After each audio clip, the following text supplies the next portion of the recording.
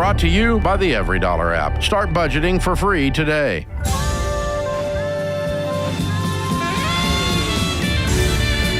Live from the headquarters of Ramsey Solutions, it's The Ramsey Show, where we help people build wealth, do work that they love, and create actual amazing relationships. #1 best-selling author, Ramsey personality, George Kamel is my co-host today.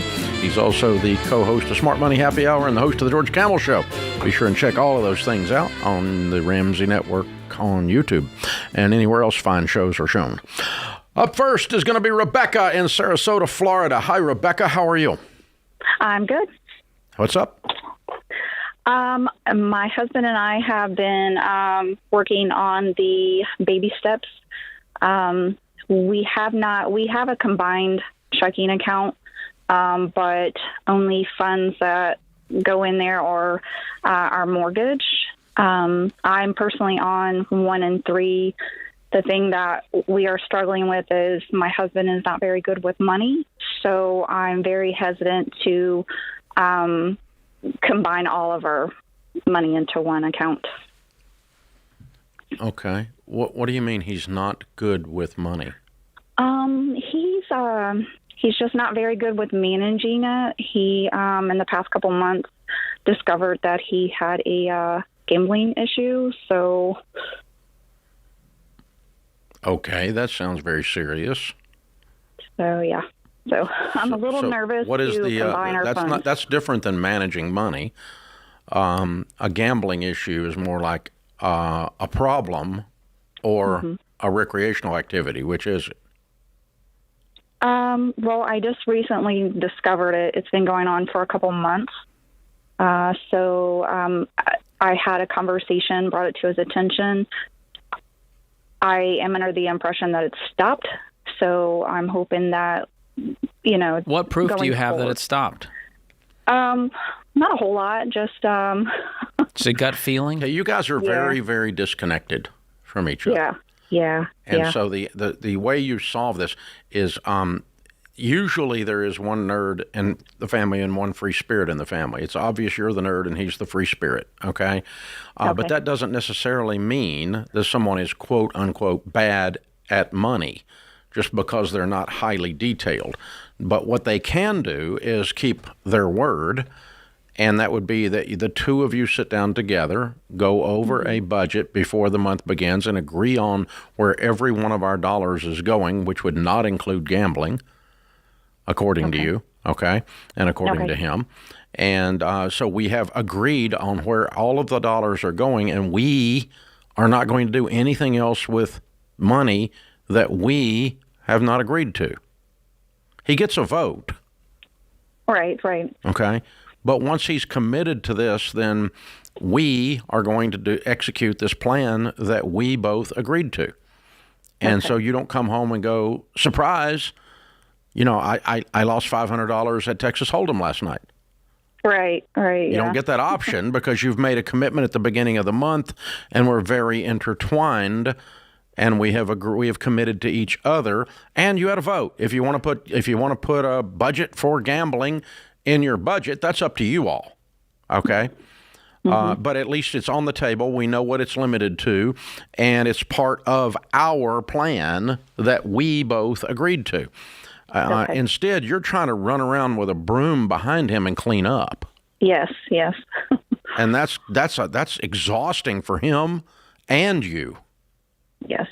Yeah. Yep. And one of the main problems right now is these separate accounts, because the money flows in and then right back out to his personal account, and then he goes and gambles. Yeah, that's got to go away.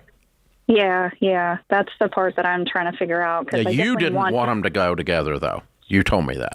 Yeah, I did, because I'm nervous that he's gonna. You're not okay. If he gave his word at the beginning of the month, and every dollar was laid out for both incomes, and it's all in one account, and we've both had our say, and we've come to agreement, and this is where every dollar has a name. Okay, if he gave his word to that, would he break that?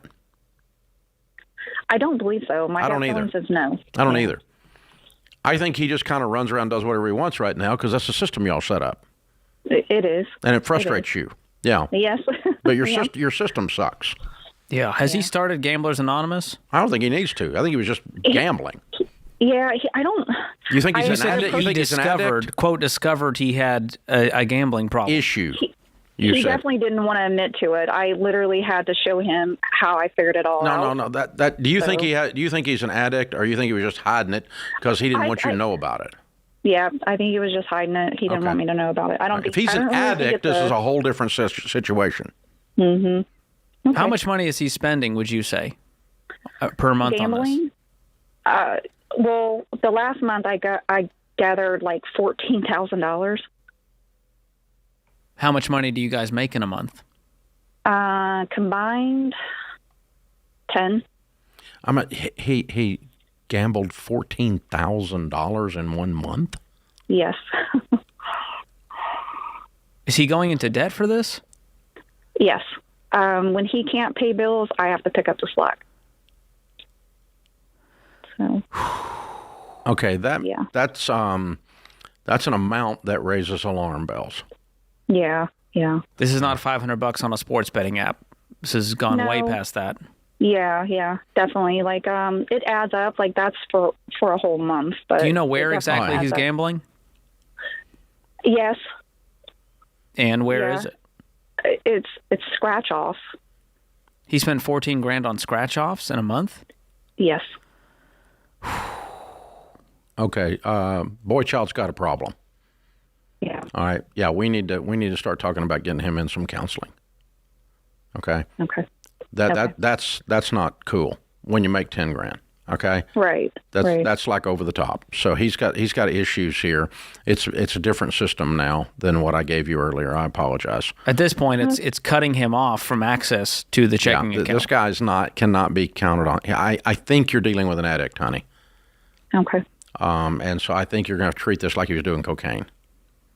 Okay. So we're going into counseling, and we're going into Gamblers Anonymous, and we're going to sit down with our pastor, and we're going to see a marriage counselor, and we're going to do all 4 of those things immediately and start working on how you get to the point that anybody, it's an illogical thing which points to addiction, okay, to spend $14,000 when you make 10 on freaking scratch-offs, which is like the lowest probability of anything you can do. I mean, the lottery is basically a tax on poor people and people that can't do math. Almost all the lottery tickets are bought in lower income zip codes and people that are struggling with math. Whether they're in lower income zip codes or not, but your husband's struggling with math. I mean, he's not even going to win. This is horrible. So, scratch offs. But there's a sunk cost fallacy where he goes, well, now I got to grind my way out of this by getting the right scratch off. And so you're going to have to manage the money on your own right now. I didn't catch that. And then you're going to have to babysit You caught it. that, George. Good work. I just had a weird sneaking suspicion. Yeah, you caught that one. I was about to drive by it. Wow. I'll put that on my resume. Okay. That's good. That's how we start today right there. Oh, so sorry you're dealing with this. Yeah, but you're going to have to treat this like it's very serious, honey, because it is. Yeah, and you can't count on him to manage money because he can't do math. He's struggling with math because of his addiction. That's what this points to anyway.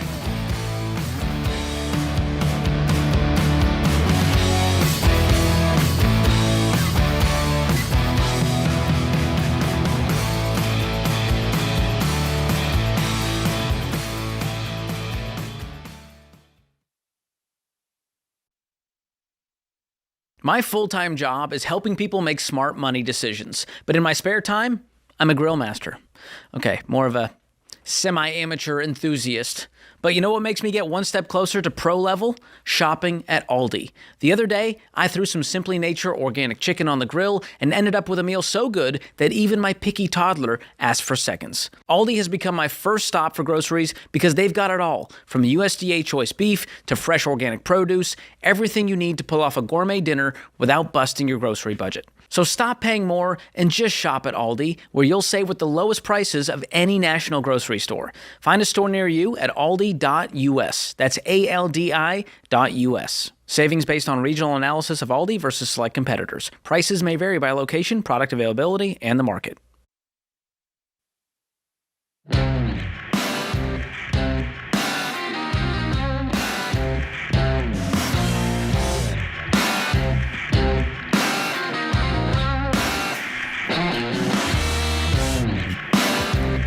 So, the big, beautiful bill,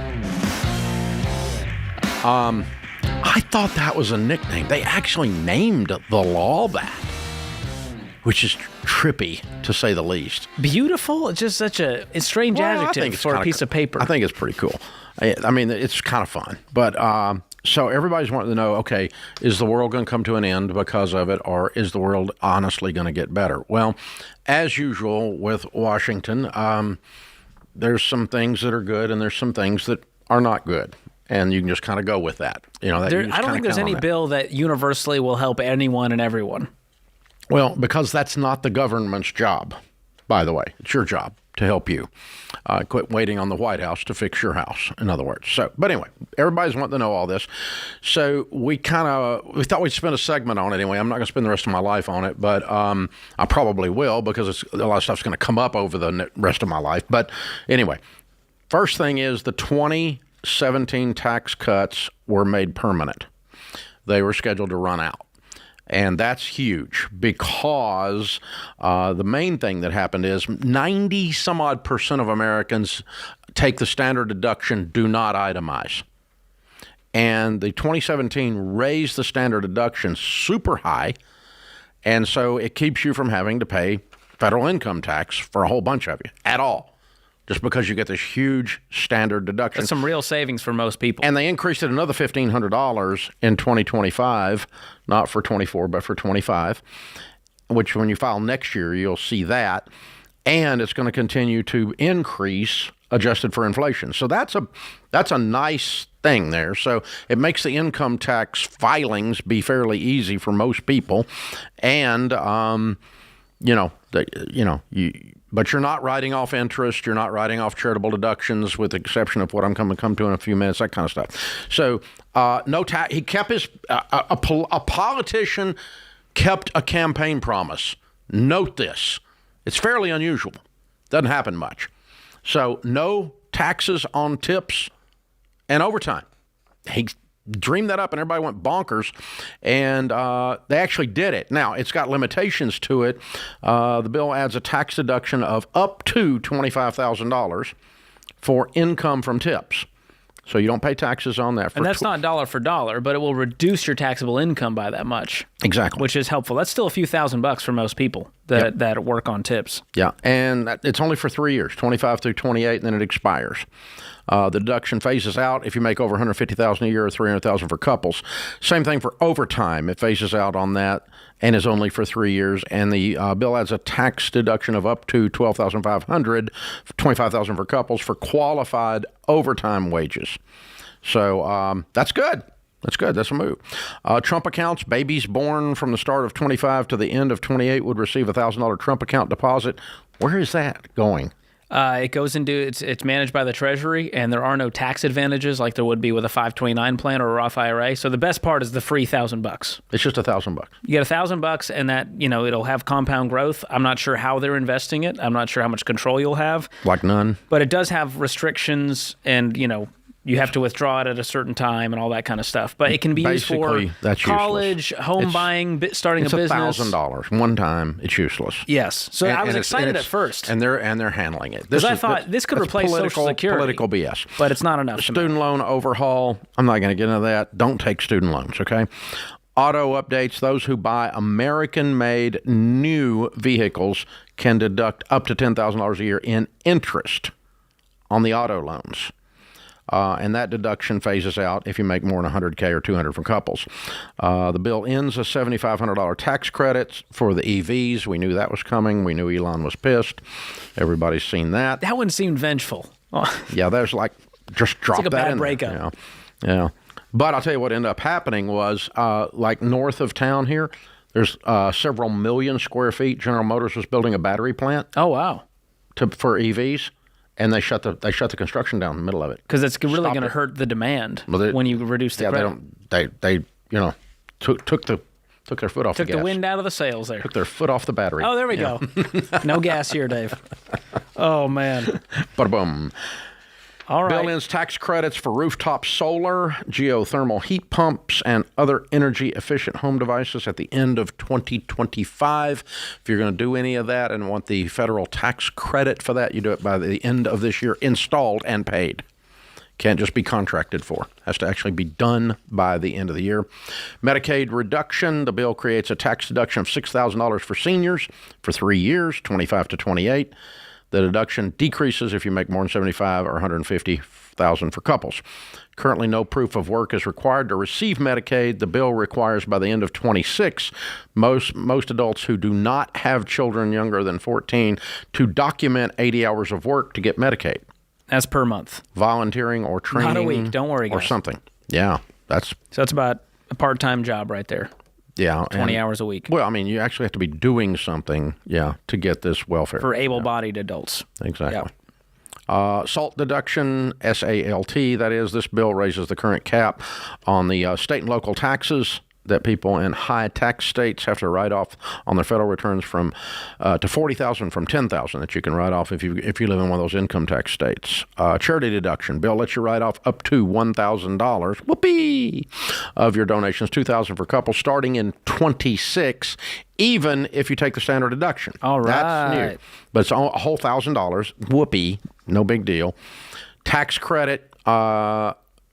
For children, $2,000. It raises it to $2,200 and adjusts for inflation after that. So that continues as part of the 2017 bill. HSA, more people are eligible, and money can be used for more expenses like gym memberships. That's a cool one. That's neat. I'm a big fan of the health savings accounts. 529 can be used for more expenses like tutoring or dual enrollment fees, workforce training after high school. This is great for the trades. You can. Mike Rowe will love this. The trades will be kicking up. That's good. And so basically a bunch of little tiny stuff. There's no big, beautiful thing in here. Yeah. It's a bunch of nickel and dime stuff. I mean, the top tips, I think the big one's no taxes on tips and overtime. But if you're not going to take out a car loan, and you're not going to take out a student loan. Why not give the benefit to anyone who buys an American-made car, whether they use debt or not? Something, yeah. Why only let the people who took out debt benefit from this? That's an odd one. That's help. Thank you to the banking. That's America. Banking lobbyists. Here you go. Involved there. Yeah. We'll make sure we're in debt. Spending like you're in Congress, it raises the debt ceiling by $5 trillion, which estimates are that'll probably last about the time that Trump is in office, and then they'll have the bump into the ceiling again. So that debt ceiling, they just keep raising it. How high can this roof go? That's the question. Before it collapses. Maybe if you were going to buy solar, or maybe if you were going to buy an EV, or maybe, and the EVs go away, I think that was September 30th. You can still do the EV thing up to September 30th. Out, yeah. And then, but really, there's not anything in here that's going to change your life. I don't see any someone on a golden horse riding in to save your day here. Mm-mm. There's some tax cuts, so if for the people that were doing well, the best thing that they did, the biggest thing, and it's kind of quiet on this, the way this is written up, is that they just made permanent the 2017 stuff, which is really big stuff. Yeah. In 2017, the thing they did do for those of you that run a small business is they brought the R&D write-off back. Thank God. If your business is under $31 million annually, you can start immediately taking your R&D tax credits back. That had been in place for like 75 years and went away 2 years ago. Weird. Because they didn't renew it because Congress sat on their thumbs, which they usually do. And so small businesses were getting slammed because they lost a huge depreciation issue on R&D. I know I did. If your business is more than 31 million, it's still coming back. If you're, like ours is about 300 million, so we don't qualify. And so it's still coming back, but we're gonna have to wait till like 26 or 25 for it to show up. And it's a different issue. But yeah, but still, at least they got it all back in, and they put the tax law back together. That's what they did with that. So big, yeah, beautiful, Bill? Sure. It's a bill. I'll give him that. It's a bill.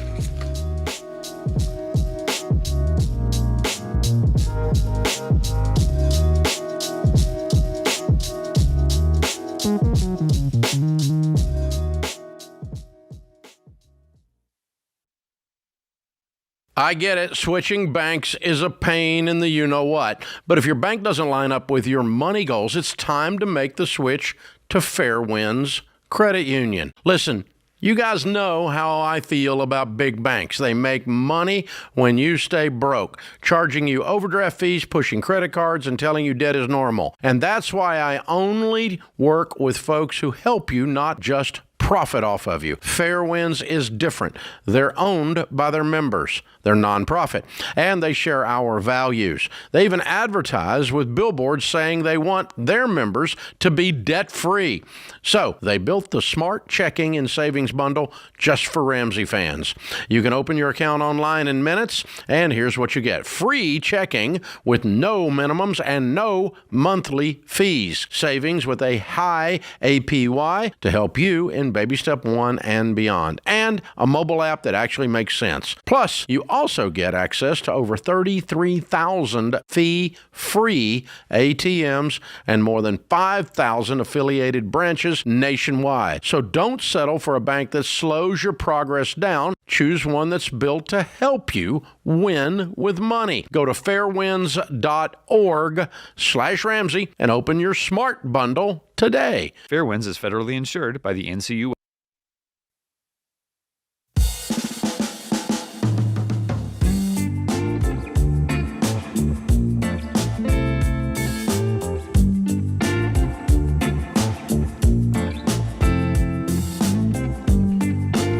Financial Peace University coordinators, people that coordinate and run these classes all over America, are everyday heroes who share the hope and freedom that comes with Financial Peace University, and that deserves to be celebrated.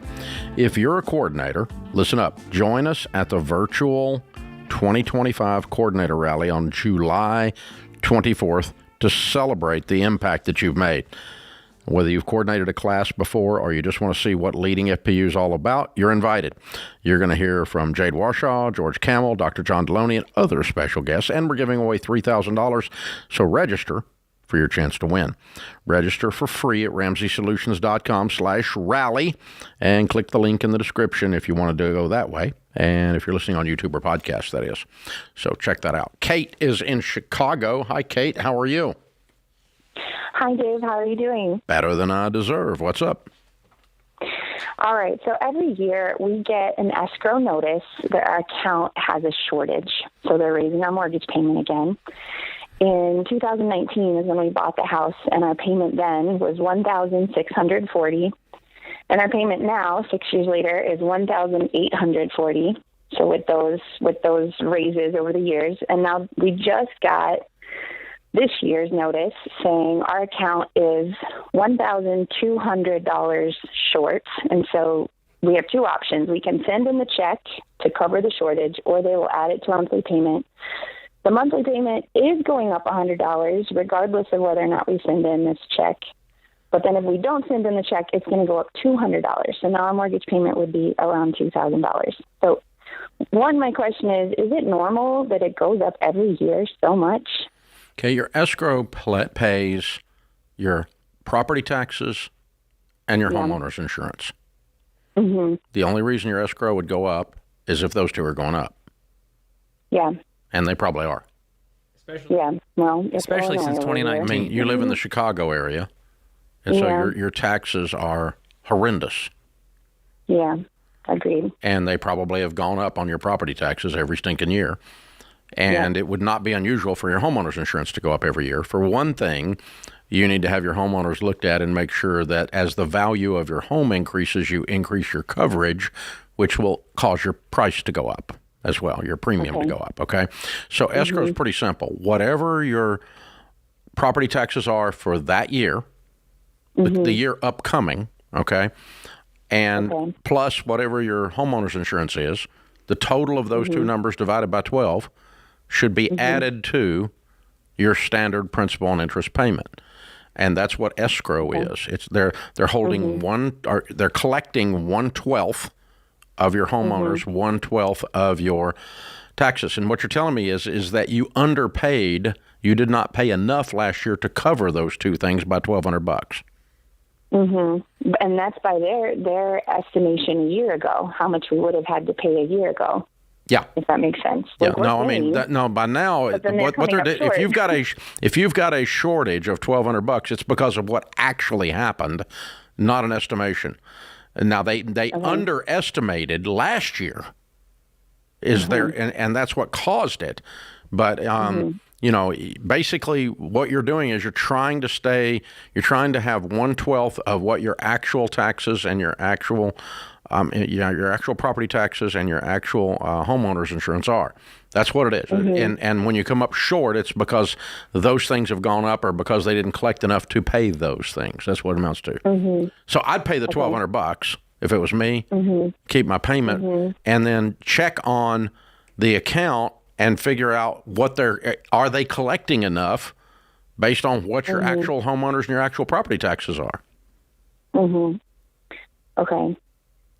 Do people ever try to manage those things on their own and just pay property tax and insurance? Yeah, if your mortgage directly? company allows it, not all of them do. And once you pay off your home, then it's on you to handle that because there's no more mortgage company involved. Yeah. So like I handle my own escrow and I just make sure to keep track of how much I'm saving for property taxes. Well, you don't have an escrow. You just have to pay the bill. I am the escrow. Yeah, my bank account is the escrow. George Escrow, that's his name. Fancy. So, Kay, there's a few things you can do. You can track your property tax assessments annually, see if your property taxes are going up. Call your insurance company ahead of the renewal to anticipate any increases. And then you can even request an escrow review mid-year to say, hey, where are we at?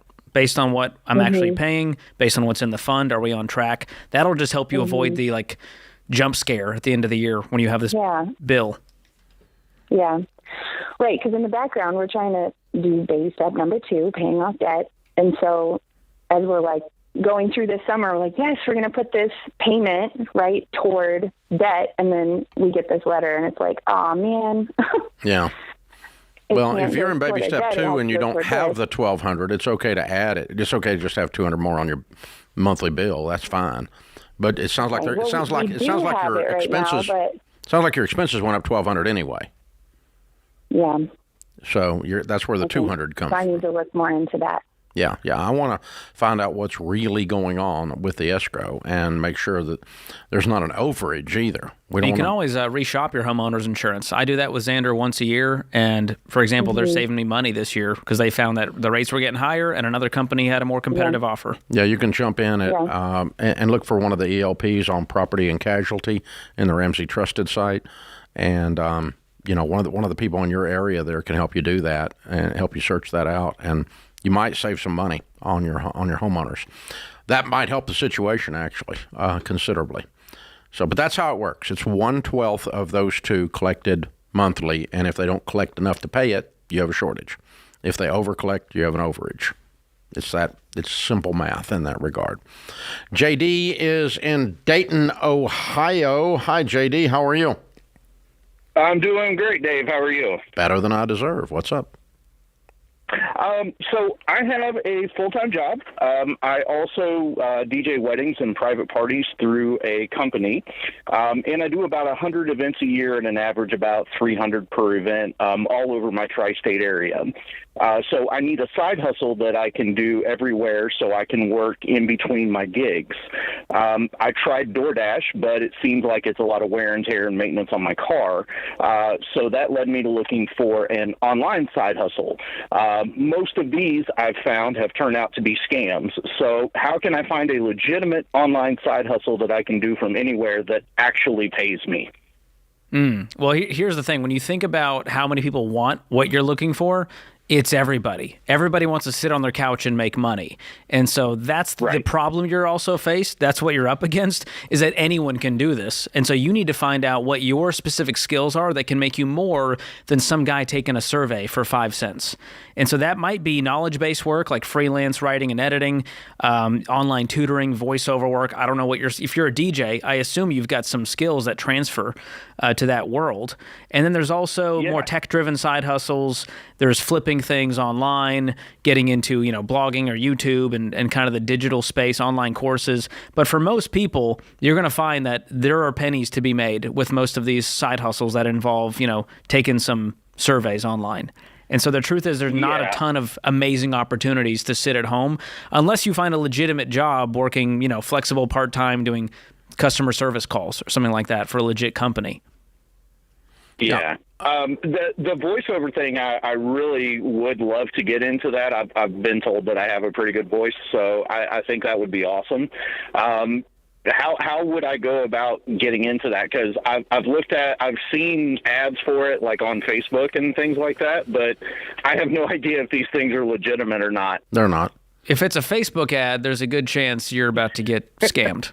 So you can, like a site like Fiverr, I've you can noticed make that. your own profile and you can kind of pitch what you're offering and the price, and you can find clients through that might become long-term. I would get around people who are actually doing it and get in those communities and circles. That's going to be your best bet if you really want to do it. But man, it's going to take getting off your butt. I don't know that there's much you can do from home to make $4,000 a month magically. Probably on the on the voiceover stuff, I would just start hitting ad agencies that are getting ads cut for podcasts and radio. And you might contact some of your local radio stations as well and say, do you have any opportunities for some of the ads coming on that you need a different voice other than your on-air talent? And they probably do. Sounders and other things.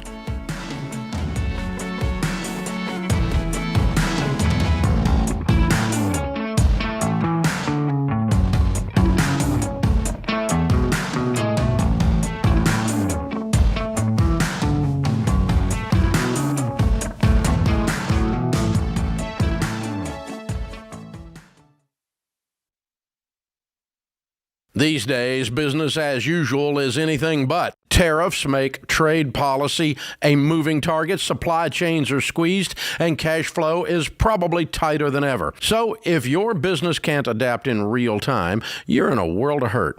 That's why you need NetSuite by Oracle, trusted by more than 42,000 businesses, including Ramsey Solutions. You need to see what's happening, what's stuck, and what's costing you, and how to fix it. And NetSuite is the #1 cloud-based business management suite because it helps your business make the right decisions fast.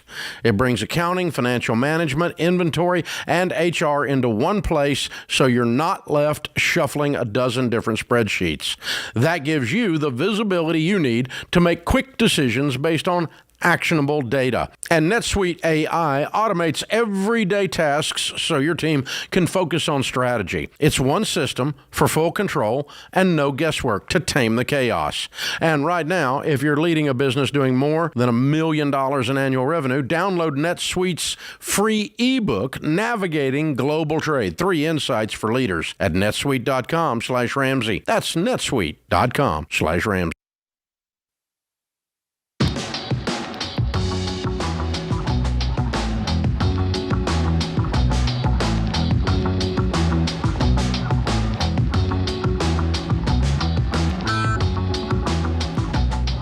Elizabeth is in Nashville. Hi, Elizabeth. How are you? I'm going to steal your line and say that I'm very blessed. Hi, Dave and George. Hi. How can we help? So following the Total Money Makeover, my husband and I are doing very well with money. We are net worth millionaires, and we're actually making our last payment on the mortgage tonight. Yay! Way to go. Thank you. But here's the issue I'm having. Even though we're doing well, we have lived so frugally for so long that I'm struggling to feel like I can spend any money. So if we are managers of God's money, how can I feel more free to enjoy spending the money we've worked so long and so hard for? How can I flip that switch in my brain? Well, it's probably not going to be a switch. It's probably going to be a muscle that is rebuilt, that is atrophied. Your spending muscle has not worked in a long time, and so you got to build that muscle back up again by doing some spending. And how do you do that and not freak out? Well, the way I do that is ratios. I'm always saying, okay, if we do this, does it really matter? Is it really going to hurt us? Okay, and so what is your household income? It is $138,000 a year. Okay. All right. And so if you spend $10,000 and you just completely waste that money, it doesn't affect your life at all. No. You can afford that. Okay. So I don't know. And I kind of got to get that in my head. Now, I'm not going to set out to waste money. That's not what I'm saying. But if you're doing something that you're not used to doing, emotionally feels the same as wasting money. Like, for instance, let's just say you booked a cruise for $10,000 and you haven't spent that kind of money on travel in the last 15 years because you've been frugal, okay? That's going to like shock the system, right? Emotionally. Mm-hmm.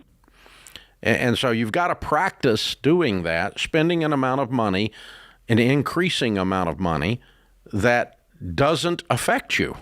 Now, I'm not suggesting if you make 130 grand that you go out and blow 100 grand. I'm not saying that. But I'm going to figure out an amount of money that's a ratio. And, Sharon and I look at each other and go, it doesn't matter. If we do this and it was a horrible decision, it's still okay. And so that gives us the freedom to travel or to buy an item or an experience or spend that amount of money, whatever thing, on a ridiculously nice dinner out or something like that, that we used to couldn't do, but now we've lived like no one else, so now we can live like no one else. And so now we're able to do those kinds of things, and it doesn't matter. It doesn't affect our generosity. It doesn't affect our net worth is not damaged. Our finances aren't irresponsible and out of control. But it's going to feel that way in your emotions because you've just not done it for a long time. Does that make any sense? It really does. It does feel like I would have to flex a really big muscle. I'm used to not even ordering drinks when we go out to restaurants. Yeah. And so the thought of buying a $3 drink feels like, ooh, that's a big purchase for me. Yeah. So you need to kick that one up a little. You need to start practicing some stuff like that. Okay. It's ridiculous if you're a net worth millionaire and your home is paid off that you can't enjoy a drink when you go out to eat. That's silly. Okay. Mathematically, that's silly. Okay. Yes. So you need to start practicing having that level of enjoyment. And then you need to accelerate it and buy an expensive bottle of wine. So it's okay to not spend because you don't want to. If you just want water, that's fine. But don't make it about, well, we can't afford this. That's what you're going to have to retrain your brain. And I'm frugal, but I've learned how to enjoy and spend, and a good spouse will help you do that because usually there's some opposites there. And so one thing I've done that is very tactical is I add line items in my EveryDollar budget to force myself to spend on things that I think are frivolous. And then my wife keeps us accountable and goes, nope, you said you're going to spend $100 on fun money. Where did it go? Did you do anything you enjoy? Show me the fun. Exactly. So both of you have a dream date, nice dinner, get an appetizer, maybe even a dessert, get a drink, and start dreaming about the list of things that we want to do, and then add it to the budget. Wow. Because you're really good at saving. Totally different perspective. How did you pay off the mortgage? You budgeted for that extra to go to principal, didn't you? Yep. And now you have to budget for the fun sides so that you can avoid having this flat tire like Dave was talking about. Yeah, and again, we move to intentional. And so this is adults spending, not children spending in adult bodies, okay? This is, and by intentional, I mean we look at it and we go, okay, it does not damage our ability to retire wealthy if we order drinks with dinner. Okay, and it does not damage and so you can just kind of get used to that. And I got to tell you, Sharon and I we've been increasing that in the last 3 years because it took us a long time to get those muscles built back because we lived like on beans and rice forever to get to the point where we didn't have to anymore. And then you've got to just rebuild that mentality. But the difference is when we were spending before financial peace, we were doing it in a childlike manner, an immature manner, with no thought as to the circumstances or no thought as to the whole picture. And now when we're doing it, it fits into the picture, so it's an adult viewpoint. Because you can impulsively spend 10 grand and you can intentionally spend 10 grand. Exactly. And the latter is not going to hurt your wealth. Well, and one of them is, your level of enjoyment changes. When you're doing it impulsively and with immaturity, you get a rush right as you're doing it. When you're doing it intentionally, you savor it all the way through. Yeah. And so you enjoy the trip at a different level. With no stress on the other end of, oh gosh, why did I do that? You did it again. Trip didn't follow me home. You always do this. Why'd you go into debt? You shouldn't have swiped that card. And so the way Elizabeth is doing it, you're using debit, using cash, you got a paid for home. Now's your time to live and give like no one else. And I also think they're paying off the mortgage tonight. So That's they've so still cool. been in that. Yeah. Oh, by the way, you need to do something tonight. Celebrate Tonight. I mean, push the submit button from a white tablecloth in a fine dining establishment, kiddo. I mean, you need to celebrate this. You don't sit at home and drink water while you pay off your house, okay? That's not, no. We need to have some fun with this. I wish I knew where they were going. I'd call the staff and say, bring them a cake on us to celebrate. Bring them a bottle of wine on you. There we go. Add it to Dave's tab. Add it to George's generosity list, yeah. I thought a cake would be less expensive, but you're right. I know you did. I need to live like no one else. I upped your game for you. Well, Sharon Ramsey and I, we had her on Smart Money Happy Hour, and it was hilarious. And we talked about frugality a lot. And Sharon, at her core, is a frugal person. Oh, God. But in other areas, she's happy to spend. And so how have you guys managed that over time? Because you're still the free spirit spender in the family. No, I'm not. You're like a nerd spender. I'm a nerd spender, yeah. It's the beautiful combo. Yeah. Because you like your toys, you have your hobbies. Yeah. Sharon will blow, $6,000 on a purse, but make me eat, mayonnaise that's 5 years past the expiration date. So that's the best. That's the part that if hasn't it's in ever the gotten freezer, fixed. it's still good, Dave. That's right. The leftovers are a constant argument still. You just can't get rid of that one. So I make enough money, I don't need to eat leftovers. I'm sorry. That's a stance Dave takes. It's a thing. But, she's cooking for two. And there's going to be leftovers. George, you're not supposed to take her side. I'm coming over to eat the leftovers, Sharon. You are. You don't have to invite. if you start this crap. I'm going to make you do it. That's how this is going to work. It's a good discussion. It's a wonderful discussion. And it happens a lot. Thank you. Our point is that everyone faces this. And the good news is you did learn how to be intentional. And now all you've got to change is your intentionality towards your generosity and your enjoyment, not just, building wealth. Yeah. It's hard to move from that scarcity to abundance mindset, even when you have the abundance. It does take a lot of training. That budget is what helped me personally to make it really tactical and force myself to build that muscle. Yeah, put that in your EveryDollar line item. Yep, in your EveryDollar. That's the hack. That's the one. Good call, George.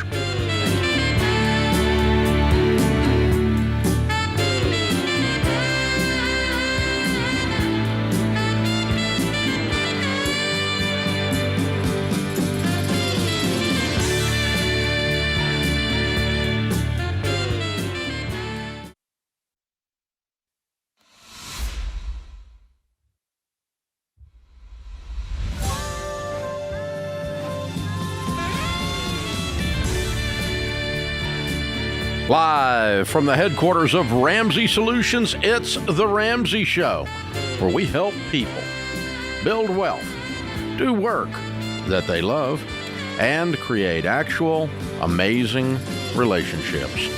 I'm Dave Ramsey, your host. George Kamel, Ramsey personality, #1 best-selling author, is my co-host today. The phone number is 888-825-5225. Danny's in Chicago. Hey, Danny, what's up? How's it going, Dave? I was just calling because been working baby steps for a couple years, and I'm back to square zero, and I just feel like giving up, and life has gotten really hard in the last year, and I just wanted to see what advice you could give me. What do you mean back to square zero?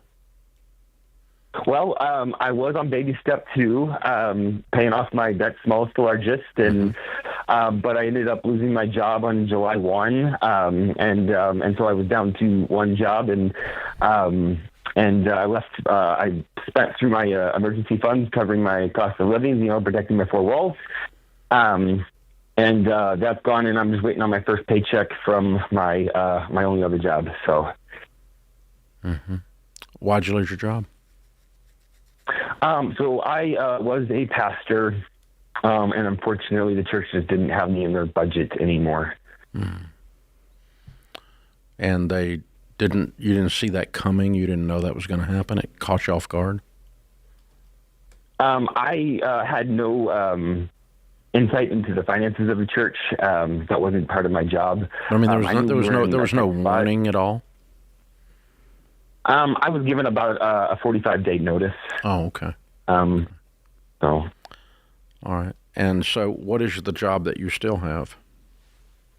so every summer I pick up a job lifeguarding, and right now I'm working anywhere between 80 to 85 hours a week, open to close, as many hours as I can get.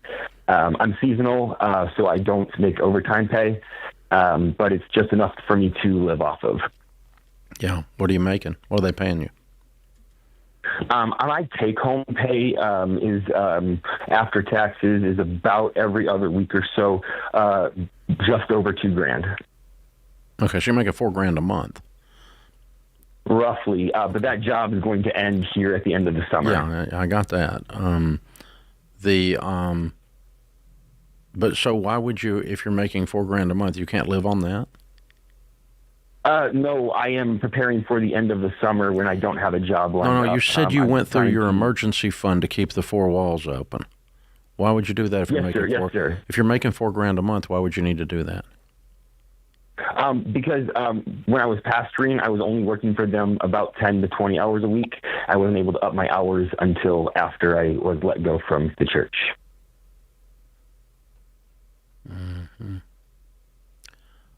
Okay, so why did you not schedule the 80-hour work weeks beginning the day that the church, because they gave you 45 days notice. So why did you not Yes, sir. sync these things? You left a month in between or something, or? No, sir. I let my boss know, and she upped my hours as soon as she could. They do their scheduling about a month in advance. Oh, okay. All right. Okay. How much debt do you have?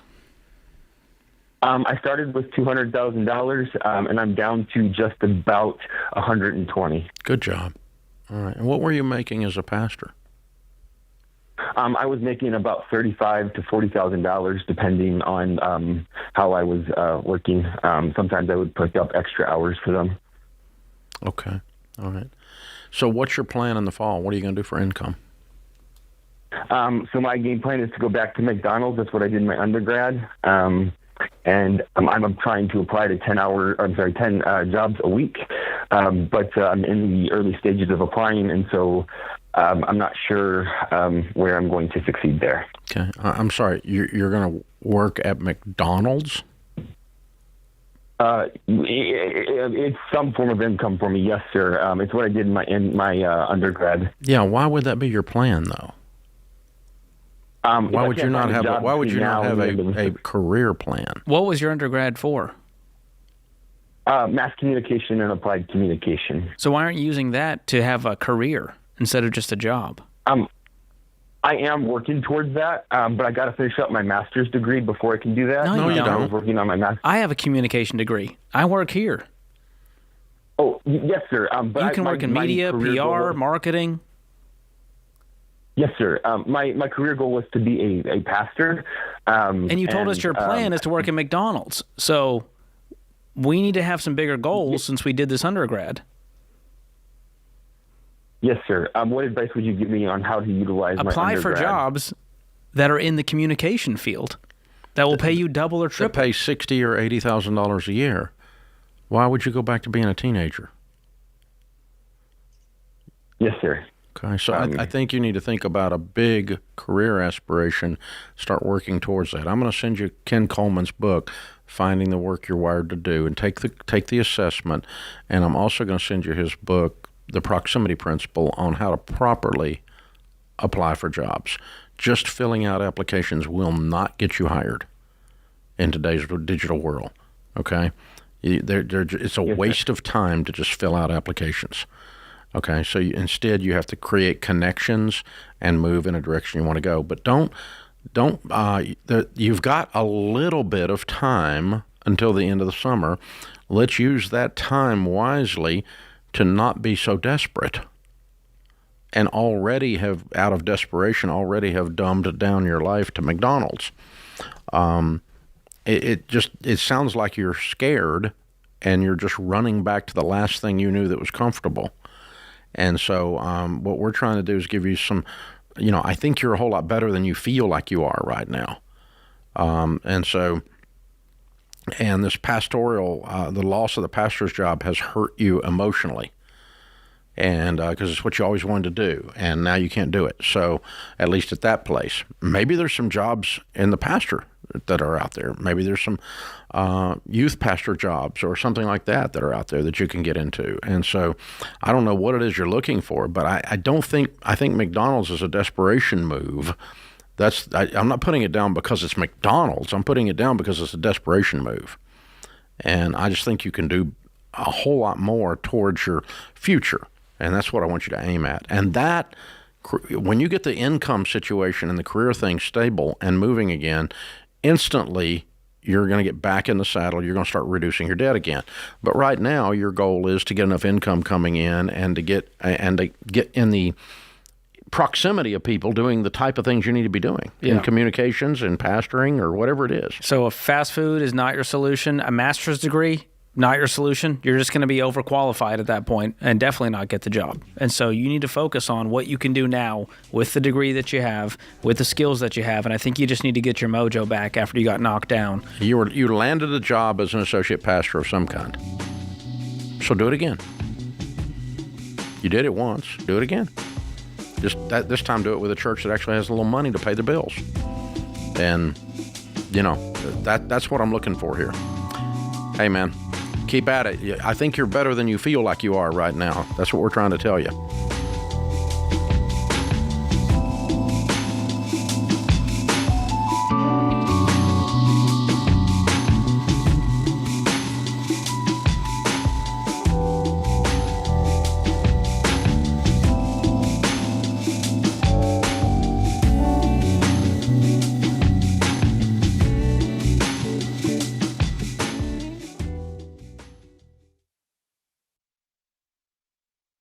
Okay, Rachel, the internet officially knows too much about all of us. So much, George. I mean, our names, our addresses, even our relatives' names. And what's crazy is even if you opt out, data broker websites can still get your info. Don't like that. No. And just a year ago, get this, the average person had about 300 pieces of personal data floating around online. Now it's over 600. It has doubled in a year. You guys, that is so concerning because that info then can be used in phishing scams, impersonation, and even harassment. That's why George and I both use and love DeleteMe. Yes, DeleteMe scrubs your personal info from hundreds of these data broker sites, not just once, but all year long. And there's real privacy experts behind the scenes doing this, not bots. So this is digital hygiene we all need. We all need it. And then they will send you a detailed report showing exactly where they found your data and what they removed.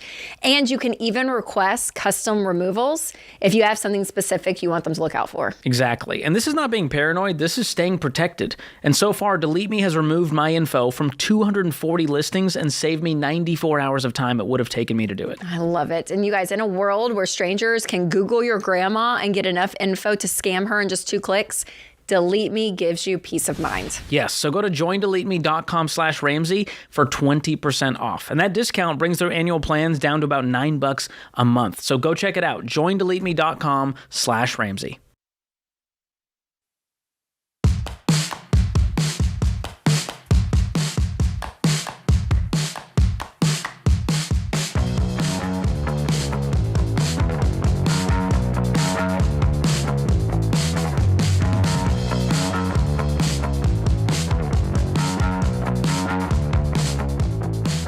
Patrick's with us in Chattanooga. Hey, Patrick, how are you?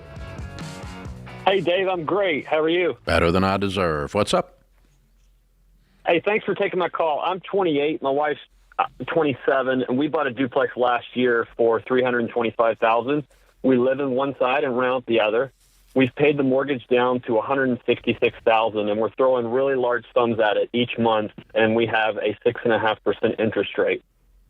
We've got about $190,000 invested, and $110,000 of that is in a taxable brokerage account.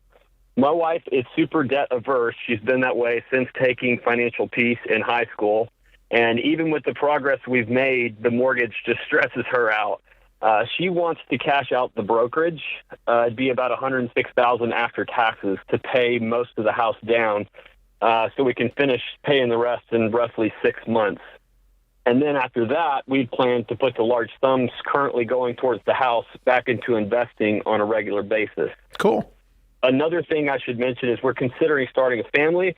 And when that time comes, we're both on board with my wife staying at home, and we've cut our income in half.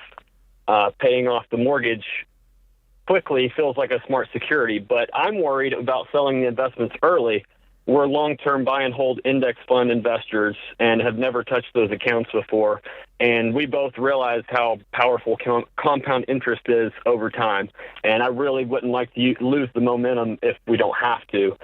So I would leave the brokerage alone and keep paying large sums on the mortgage and be debt-free in around 18 to 20 months, and then shift all the money into. You definitely married well. Well, thank you. I would have to agree with you.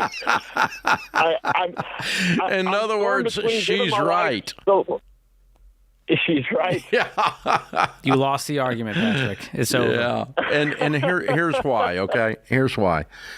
If we reverse engineer this, you would not do it. Mm-hmm. So let's pretend that you owed $100,000 less on the duplex and you were in a process of paying it off, that you'd already done all this, okay? And you're in the process of paying it off within 6 months. And the opportunity came up to borrow $106,000 on the duplex at 6% so that you could put it into an index fund. You wouldn't do that. She for sure wouldn't do that, but you wouldn't even do that. Right. And that's the same thing that we're talking about. We just did it in reverse. Sure. You see what I lost you, didn't I? No, I'm with you. I totally am tracking. Yeah. So, in other words, if you owed $100,000 less on the duplex today and you did not have this brokerage account, you would not go borrow $100,000 at 6% against the duplex to put it in a brokerage account for the same exact reasons you would cash out this brokerage account. And you're not going to lose any ground. You're going to lose. You're going to be fine. You're still going to be multimillionaires. And here's why I know that. Number one, you have a propensity to save. Number two, both of you are very, very intentional about these things. Number three, you're aligned and you're not doing things against both of you are talking about this and you're coming into alignment before you do things. These are all the key things we have in all of our data points of people who become wealthy. Spouses that work together and that are aligned and that talk through these things together, which you guys are, people who live on less than they make and have a forward-thinking mentality about saving and investing, which you are, and people that hate debt, which both of you are. She just hates it a little more than you do. And we definitely talk a lot about these things, and that's really why I'm calling. Yeah, you guys are amazing. You're a power couple, man. Thank you. I appreciate that. We've asked friends and family, but some of the friends and family we've asked don't have a paid-off house. Yeah, they're behind you, and so don't ask broke people about finances. I mean, that's just so no. I mean, you guys, you're a power couple. You have all the data points of somebody that's going to be worth $10 million in probably in about 15 years from now. And I can help crunch the numbers here to give them some hope. But if let's say they're throwing $9,000, it sounds like, with the principal and interest plus the extra, based on all the numbers he was telling me. So let's say you cash out the brokerage and you start back at zero a year from now, right? You pay off the mortgage, we freed it up, now we're investing all of that from age 29, because you're 28 right now, to age 65, 10% return, $9,000 a month. You'll have $37 million, 65. I think we're going to be okay. Yeah, you got plenty of time. So my $10 million wasn't far off 15 years from now. Yeah. So that'd be 45. Yeah, exactly. And it's because of the reasons you mentioned. They have a great income. They know what to do with it. They're being very intentional. Those are the things that we try to teach people to do that we can't get them to do, to work together, to be aligned, to have discussions about big things like this. And did you notice his tone and his sentence structure all indicated he was actually just trying to figure this out. It wasn't defensive. It wasn't arrogant. It wasn't talking down about his wife. He said, this is her viewpoint. She got this because of financial peace in high school. For you high school teachers that are teaching financial peace, thank you. There you go. This is what you create, $37 million. This is what happens when you guys teach this class to these teenagers. Thank you. And thank you to you administrators that are buying it and putting it into your high school. That's what happens. So, but he's treating his wife's opinion and concerns with respect. Yeah. not with disrespect. It wasn't, well, I'm right, and I just need Dave to, Yeah. justify my decision. No, he was honestly that at looking all. for the answer. And that's somebody who's searching for alignment with their spouse. And that's what I mean. If you guys can get that stuff going, instead of this, I'm dragging some princess or prince along with me that doesn't want to work and doesn't want to deny themselves, and I want my bass boat and all this other bull crap, instead of these guys they're living in a duplex. Yeah. One side of it. I mean, these guys sacrifice. They have a lot going on. Your tenant is next door. Oh God. Yeah, but I mean, there's just impressive. Very, very, very impressive. Emily is in Denver. Emily, how are you? I'm good. How are you? Better than I deserve. What's up? So, just trying to figure out the right money moves. My husband just recently retired, or will be retired as of August 1st, from active duty military, 20 years. Wow. Tell him thanks for his service. I will. Thank you. And thank you for moving around all over the world. Thank you. It was fun, though. Yeah, I bet. We have essentially doubled and then some our income in the last month. Wow. How? So with him being retired, he took a really good job. He'll have his pension and his VA disability, and then I got a promotion. Wow. What's the total income? It will be about $316 before taxes. Awesome. Thank you, Jesus. I love it. And what's your question? So we are actively paying down debt. In the last year, we've paid off about $42,000. Mind you, that's on the old income. I work 2 jobs. He has one plus his retirement and disability, and then he's got a hobby that makes a couple $100 a month. I lost my father about 15 years ago, and when that happened, he was supporting me through college and life. I had been divorced, and I was a full-time college student. And, of course, when that money went, it was very scary. So I have an anxiety with not having a savings account because of that. So how much do you have saved right now? My question, right now we have, because we just pulled money to pay down a bunch of debts, we have $12,000 cash, and then we have his TSP. So okay, how much debt is left? 52. If you include the cars and the solar, it's about 125. Okay, well, you just had an increase of 150, so let's just do that in a year. Right. If you take home, let's say, $18K, and you live off of 5 or 6 and throw, 10 or 12 at the debt, this thing's gone in less than a year. Yeah, take all of your would you increase say and the be money debt-free in a year. Okay. Way to go. This is so cool. Happy for you. That anxiety is going to be gonna be a tough year, but going to be a glorious ending to the next 12 months. Yay. So you don't get to enjoy the raises because you got to pay back the mess for a year, and then you'll get to enjoy them. For the rest of your life.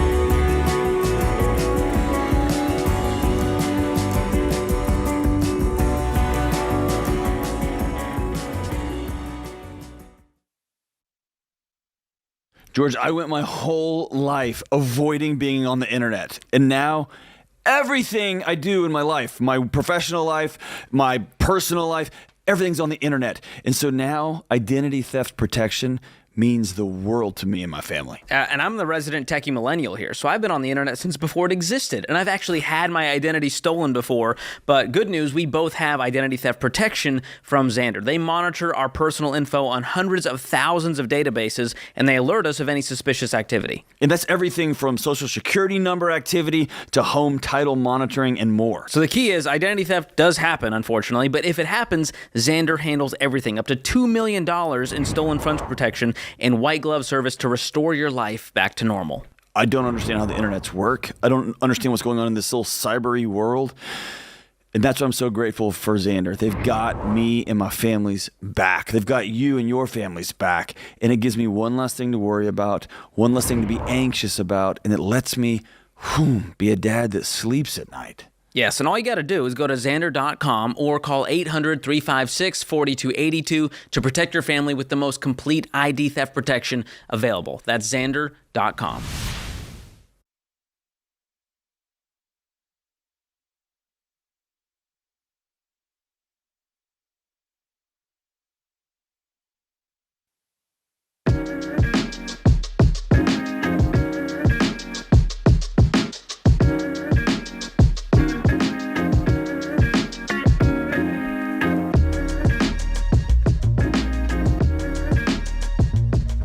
Our question of the day is brought to you by Why Refi. If you're struggling with defaulted private student loans, Why Refi offers a great solution to get you back on track.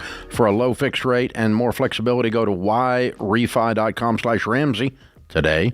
That's the letter Y, REFY.com/Ramsey. Might not be in all states. Today's question comes from Ava in Indiana. My husband plays in a local band and does all the bookings as well as receiving and dispersing payment to each band member. For the last 4 years, all the checks have been written to him directly as the band has not had a business entity. Now the IRS thinks my husband and I earn an extra $40,000 a year. We met with an accountant who gave us a plan for moving forward, but because of how poorly things have been handled in the past, the IRS is hounding us for almost $25,000 in back taxes. Is it fair to ask the band members to help with paying back those back taxes, or are we on our own? Oh boy. I don't know that they can legally demand it. They can ask politely, and this could end the band. But I don't think they have any legal standing to require the band members to help them pay taxes. No, it's on your husband for doing a piss poor job of running the thing. It was cute until it wasn't. I'm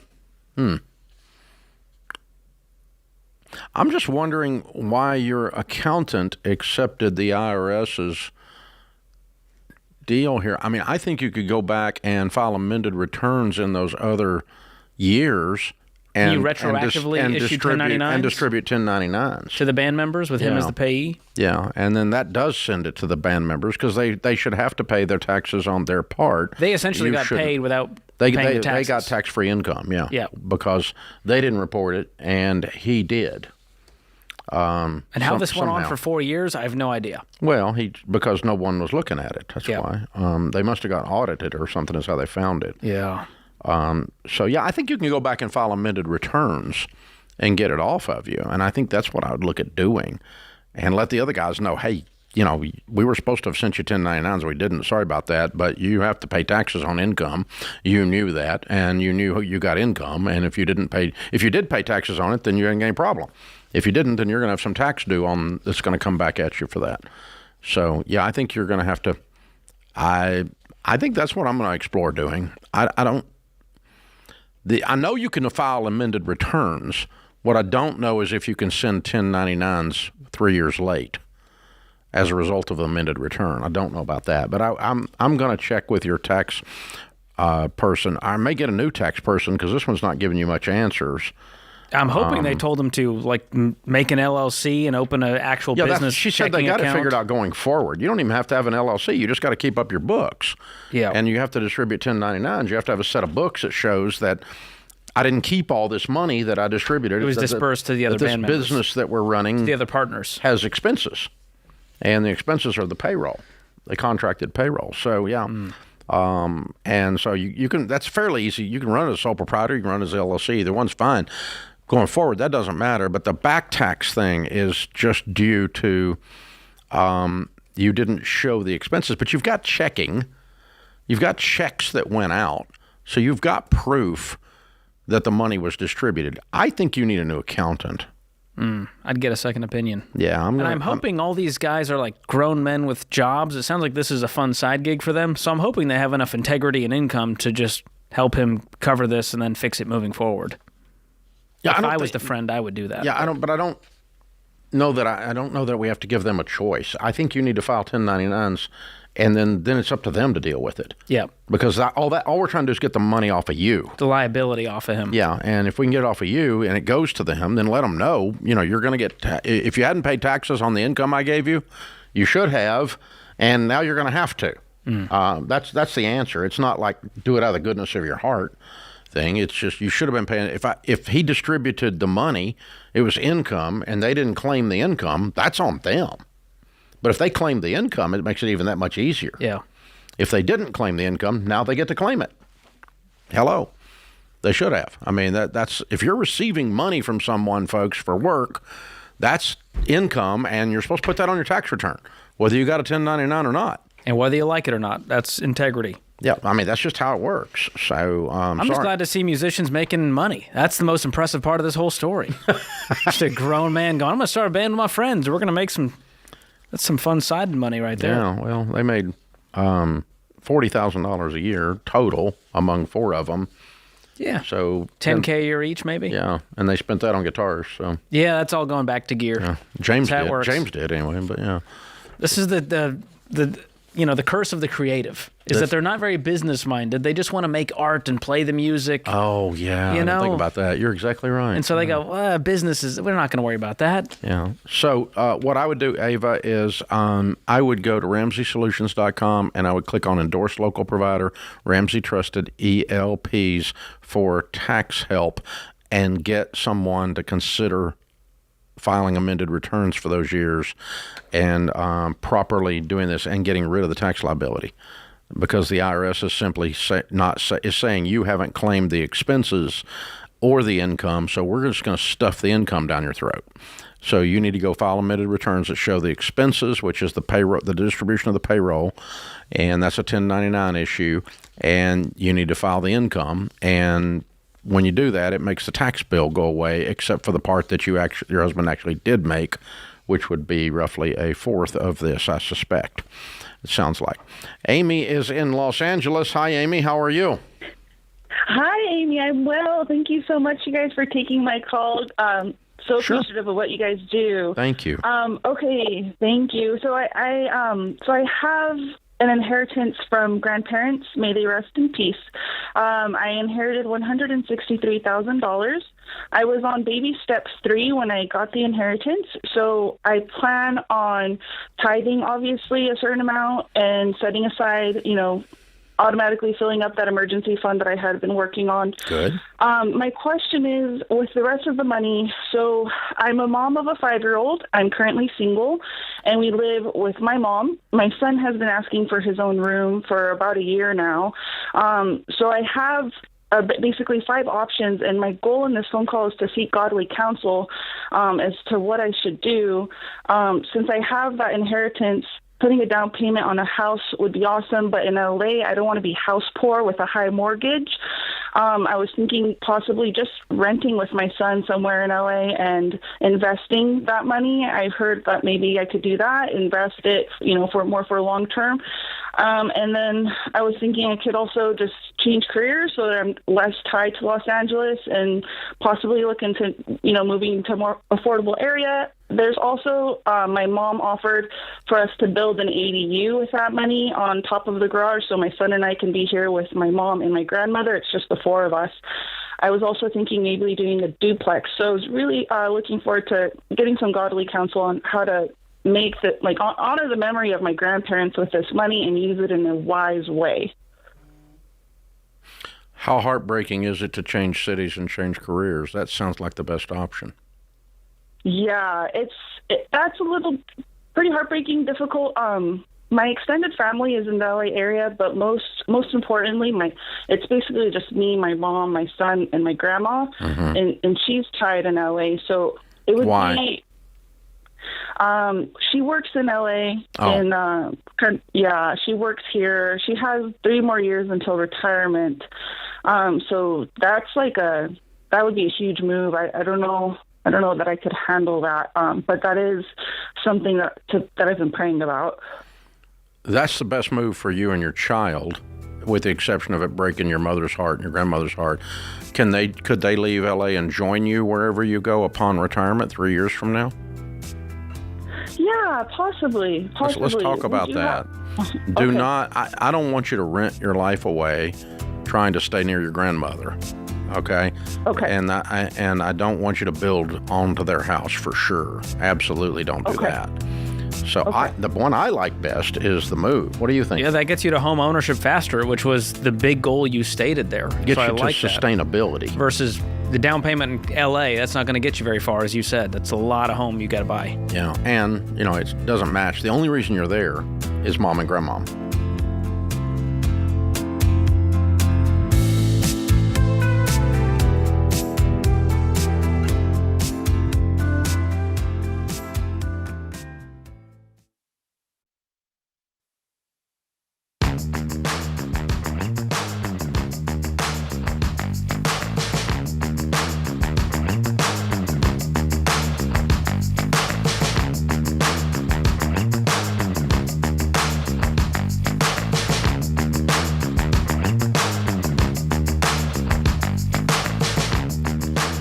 Well, this isn't just another summer sale. The Summer Black Friday sale at Ramsey gives you the tools that help you win with money, relationships, career, all without blowing your budget. You can check back every day because we're dropping new deals all week long. This is the week. It ends on Friday. We've got products like audiobooks and ebooks, Questions for Humans decks, the Get Clear assessment, merch, books and books and books. Go to RamseySolutions.com/store if you're wanting a deal. Or if you're on YouTube or podcast, you can always use the link in the description. Sale ends on Friday, July the 18th. Judy is in Canada. Hi, Judy. Welcome to the Ramsey Show. Hi, Dave and George. How are you? Better than we deserve. What's up? Hi. So I have a question, and I was hoping to get some of your insight on my question. So my father presented an opportunity where I could invest in a home with him. Currently, I have, I would say, a significant amount of debt, and I wanted to know what both of your thoughts are on doing that, whether it's not a good idea in general, if I should pay the debt off and then think about doing it later. Why would you, a grown lady, buy a house with your dad? That sounds kind of like you're going back home or something. So I currently live at home now, but we rent. And that's, How old again, are that's you? why I was I'm 28. Okay. So I finished. So your plan is to be 48 and living with your dad?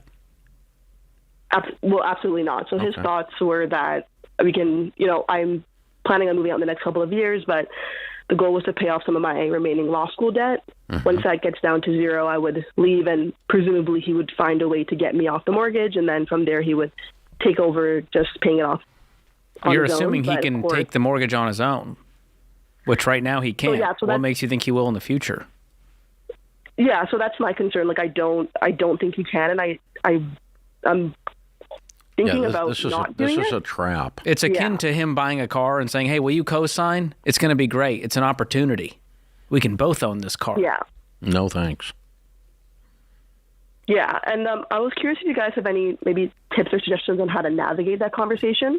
Like I know it's something, I think he's had a vision of wanting to own a home, but my concern is I don't want that to be on my back and at my expense down the road. Yeah.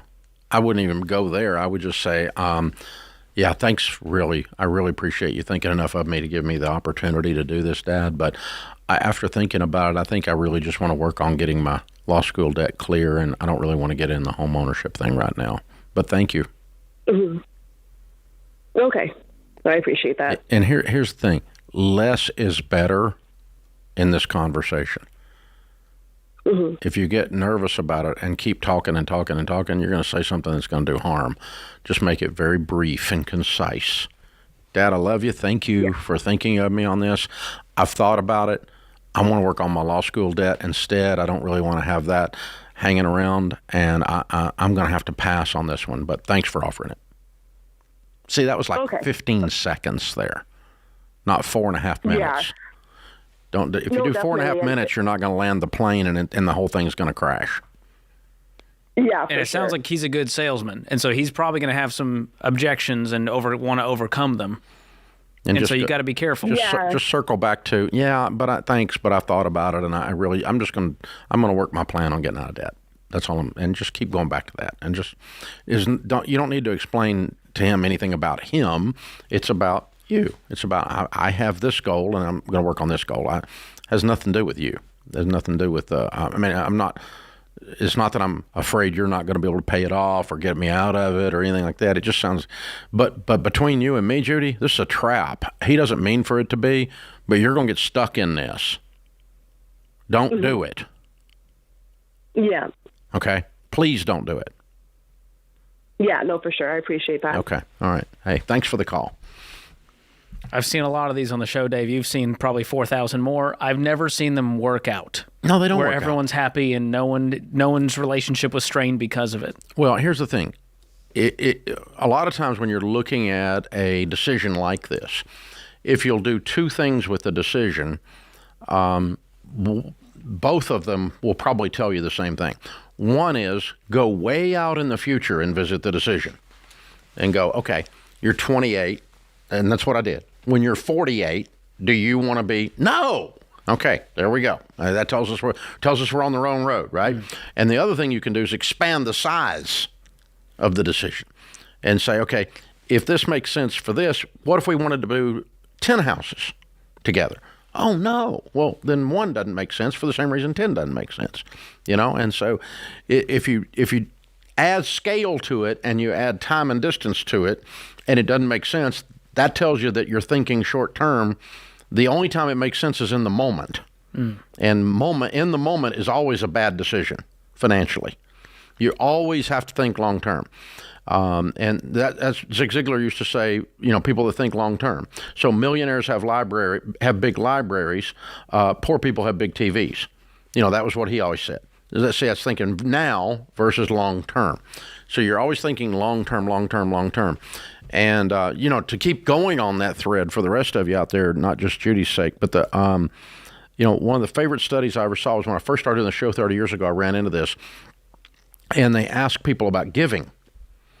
And they ask someone, a child, or they ask a child about giving, and the child, their experience with giving, and they described receiving something. Oh. And then they ask a young person about giving, and they tell the time that they gave $20 to the homeless guy.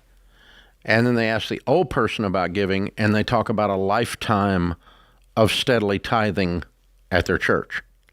So it means something different when you've got this longevity to your it. Stage of life and the perspective. And in the same sense, the same types of research is like they ask wealthy people, what blocks of time, what vision do they think in? They think in 10 and 20 and 30-year blocks of time, and poor people think in terms of thank God it's Friday because they're worried about food, worried about lights, worried about, the party on the weekend. And but wealthy people thinking, okay, when I do this, how's it going to affect me 10 years from now? How's it going to affect me 20 years from now? And so they buy a different kind of car a different way when you're thinking 10 years out than you're thinking, how's it going to feel Friday? Friday is a completely different car than 10 years from now. Yeah.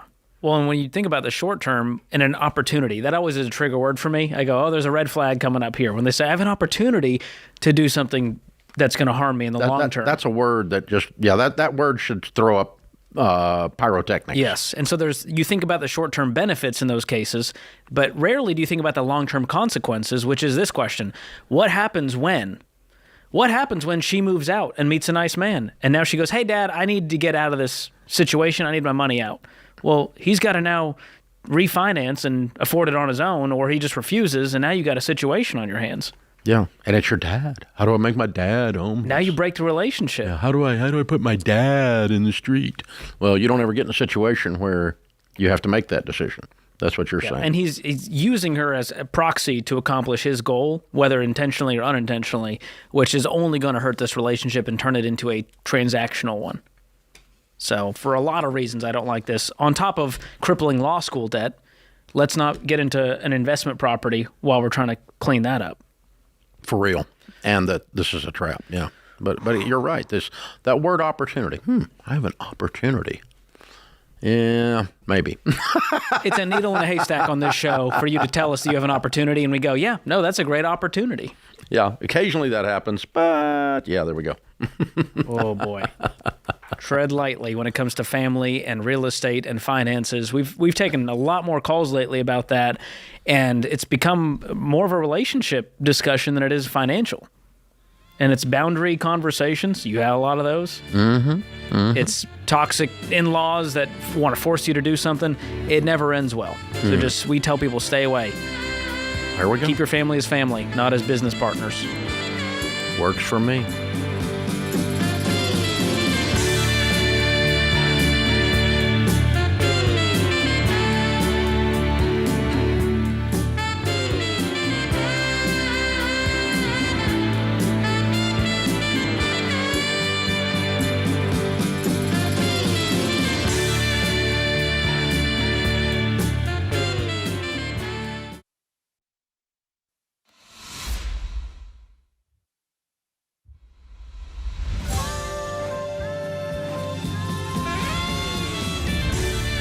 Live from the headquarters of Ramsey Solutions, it's The Ramsey Show, where we help people build wealth, do work, that they love and create actual amazing relationships. George Kamel, Ramsey personality, #1 best-selling author, is my co-host today. Trip is in Houston. Hey, Trip, welcome to the Ramsey Show. Hey, Dave. Thank you all for taking my call today. Sure, man. How can we help? Well, I've got an interesting situation I want your advice on. My wife and I are young, in our early 30s. We're very fortunate, about to make our first million. And she's a dentist working in her mom's practice. In September, we're going to be buying half the practice. We're very happy about that. However, there's a space next to their office that's been vacant for a while. And we're thinking of buying this office space, renovating it for a specialist, and maybe hiring on a specialist to this business so that we can, there's a lot of referral cases that go out that we're sort of losing the revenue on. And we think that if we could have a specialist work in the office, we'd be able to capture that revenue. But I'm torn because there are a lot of issues that we're not comfortable with about hiring on a specialized employee and also using debt to expand the business. I mean, we have to take probably a 7-figure loan out to do this. So I was hoping as a successful entrepreneur, you could give me a bit of guidance on this. I'd pass. Yeah. You think just stick with the way the business is going? Yeah. Well, I don't mind expanding the business, but I'm not expanding it with debt. Mm-hmm. Because 100% of the time that you do something with debt, you magnify your mistakes, and obviously we don't see mistakes when we're doing it. And so, anything that can go wrong will here. So how long has your wife been a dentist? She's been working for 4 years now. Okay, so she was not in practice in 2020. That was her graduation year. That's right. Yeah, but her mother was. Yes. Mm-hmm. Yeah. You think you want to survive 2020 with a 7-figure loan? I don't. Yeah, that's one thing we've talked about is they've not really seen a slowdown in their practice. Yeah. Well, they did in 2020. There was nobody coming in to get their teeth cleaned in 2020, buddy. Yeah, I think they did okay. They did okay during COVID, but obviously there's definitely a slowdown. And then another thing that even if we honey, cash, let's say we wait a minute. I'm sorry. You really don't believe that, do you? Okay, dentists in the middle of COVID did not do okay. Their income evaporated for a period of time. No one went to the dentist in the middle of COVID. 0. Think about it. Now, I don't know what period of time that was in Houston, Texas, whether it was a 3-month period of time or a 2-month period of time or an 8-month period of time. And Texas opened up faster than a lot of people did. But these are the types of things you face in business from time to time. Now, COVID was a highly unusual experience, but and I'm not predicting that in the future. But my point is that when your plan can't survive negative consequences in the marketplace that you can't control, something like a COVID, then your plan's a bad plan, and that's why you don't borrow 7 figures to expand a business. Mm-hmm. Absolutely. Do you mind if I ask just one more follow-up? Sure. So imagine that we had the cash on hand to not take a loan out and do it all. Hiring on a specialized employee, what do you think are maybe some pros and cons to that? Well, the pros are that you're dealing with a wonderful team member, hopefully, if you get someone that's culturally aligned with you, and that believes in running a business the way that you believe in running a business and so forth. And but the pros are that typically when you're dealing with a highly specialized employee, you're dealing with somebody that's smart. So they're easier to work with than dumb people. So that's the pro. The negative is that the referral flow might not be like you think it does. And so I'm going to try to figure out. I'm going to do some detailed, if I own this practice, I'm going to do some detailed, before I did this with cash, I would do some detailed analysis of exactly how many referrals we've sent out and exactly what they were worth. Not just this vague feeling of, oh, we send a lot of business over there. Okay, great. But let's look at exactly what that is. So I'll give you an example. We built this building in 2019, and we were making the decision of whether or not to put a cafe in here because Ramsey spends a ton of money on food. And that was our feeling. When we actually investigated at the other place where we didn't have a cafe and we were bringing in catering all the time for different things happening inside the building and with clients, with each other, meetings that needed to have, Chick-fil-A or whatever, when we actually added up the actual accounting of what we spent on money, it made the cafe decision easy by looking at actual data.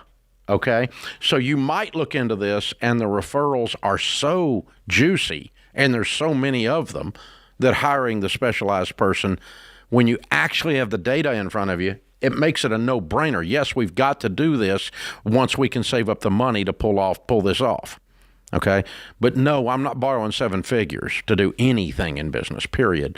You knew that before you called Dave Ramsey, so that's not new. How are you guys purchasing the half of the business? What's that going to cost? That's also a loan. But the extra income as an owner, our increase in income pays the note on the loan and also gives us about a 50% increase in take home. Well, and take loan. Yeah, it goes to the loan. You don't get to use any of that money. You have to put it all on the loan because you got to get this loan paid off really, really fast. Is this a 7-figure loan as well? It's going to be about $800,000. Good God. And how much student loan debt does she have left? We are just about done with the student loan debt. I think there's something like $80,000 left on it, and it's actually a 0% loan. Her parents. Yeah. Dude, you are in love with borrowing money like nobody ever met. Because we're almost done. 80,000 is almost done. Oh, but it's zero. It's $80,000 in debt. Yeah, you have no perception of debt equals risk, and you are in a danger zone for that reason. Debt equals risk. More debt equals more risk. 100% of the time. And until you get that right, you're about to trip over yourself and make a mistake here. A bunch of them in a row. So, but the answer to your question there earlier is once you have the cash, once you get all this paid off, the $480 or the $880,000. God, I can't breathe. No, just don't do it. I hope you continue to out-earn all the decisions you've been making. I really do. You're making $1 million this year. You better keep living like you make 100, because it's going to be a grind to get out of this. Man. Wow. Dentists borrow money like nobody I've ever met. They made Congress look frugal. Ouch. That scares the crap out of me, y'all. This is the Ramsey Show.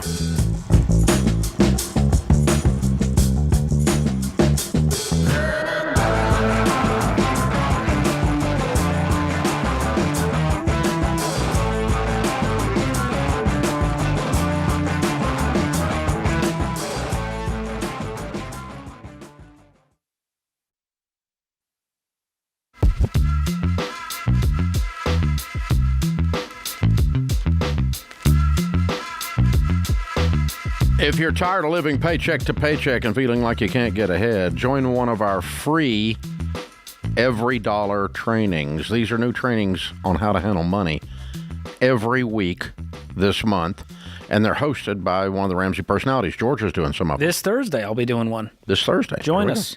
Going to show you how to stick to a budget and even find the average is $9,000 in margin when you go through this. That's like a $9,000 head start. I like this. Using EveryDollar. So you can get out of debt, start building wealth, be in agreement with your spouse, things start working, and you can ask us any question during the live Q&A. It's almost like calling in on the show, except easier. Sign up for free at everydollar.com/webinar, and George will be with you this Thursday. Nick is in Dayton, Ohio. Hi, Nick. How are you? Good. How are you today? Better than I deserve. What's up? So I work for a small company, pays really, really well, But the unfortunate side, it doesn't have any 401k, no investing, anything like that. And so last Halloween, my mother passed away, and she literally had nothing. And when that day inevitably comes for me, I don't want my kids to have to go through that. Amen. You know, financing it and everything like that. Yeah, I'm sorry. And thank you. And what would you recommend? I have a general idea on how everything works, but what do you think would be the best bet for? Are you married? Yes, married, 2 kids. Okay. You can both do Roth IRAs for $7,000 each. How old are you? 32. Okay. So you can put $14,000 a year into 2 Roth IRAs between the two of you. So that's more than $1,000 a month. What's your household income? Around $8,000 a month. Okay. All right. And so, that gets you a long way. Are you fighting through any debt first? No, debt-free other than our mortgage. Good for you. All right. And you have your emergency fund in place? Yep. Okay. Then what we teach folks is to try to get 15% of their income going into retirement. And so if you put, if you're making $8,000 a month, you're making $100,000 a year. That's take-home pay, right? Yes. Okay. So you're probably making like $130,000, right? Correct. Okay. And so, we need to get this to about $17,000, but $14,000 is 2 of those. Does your wife have a 401k at her work? She will. She is in between jobs. She is currently being hired on to a government job. Okay, good. A federal job, I guess you would be. Yeah. I would do a couple of Roth IRAs.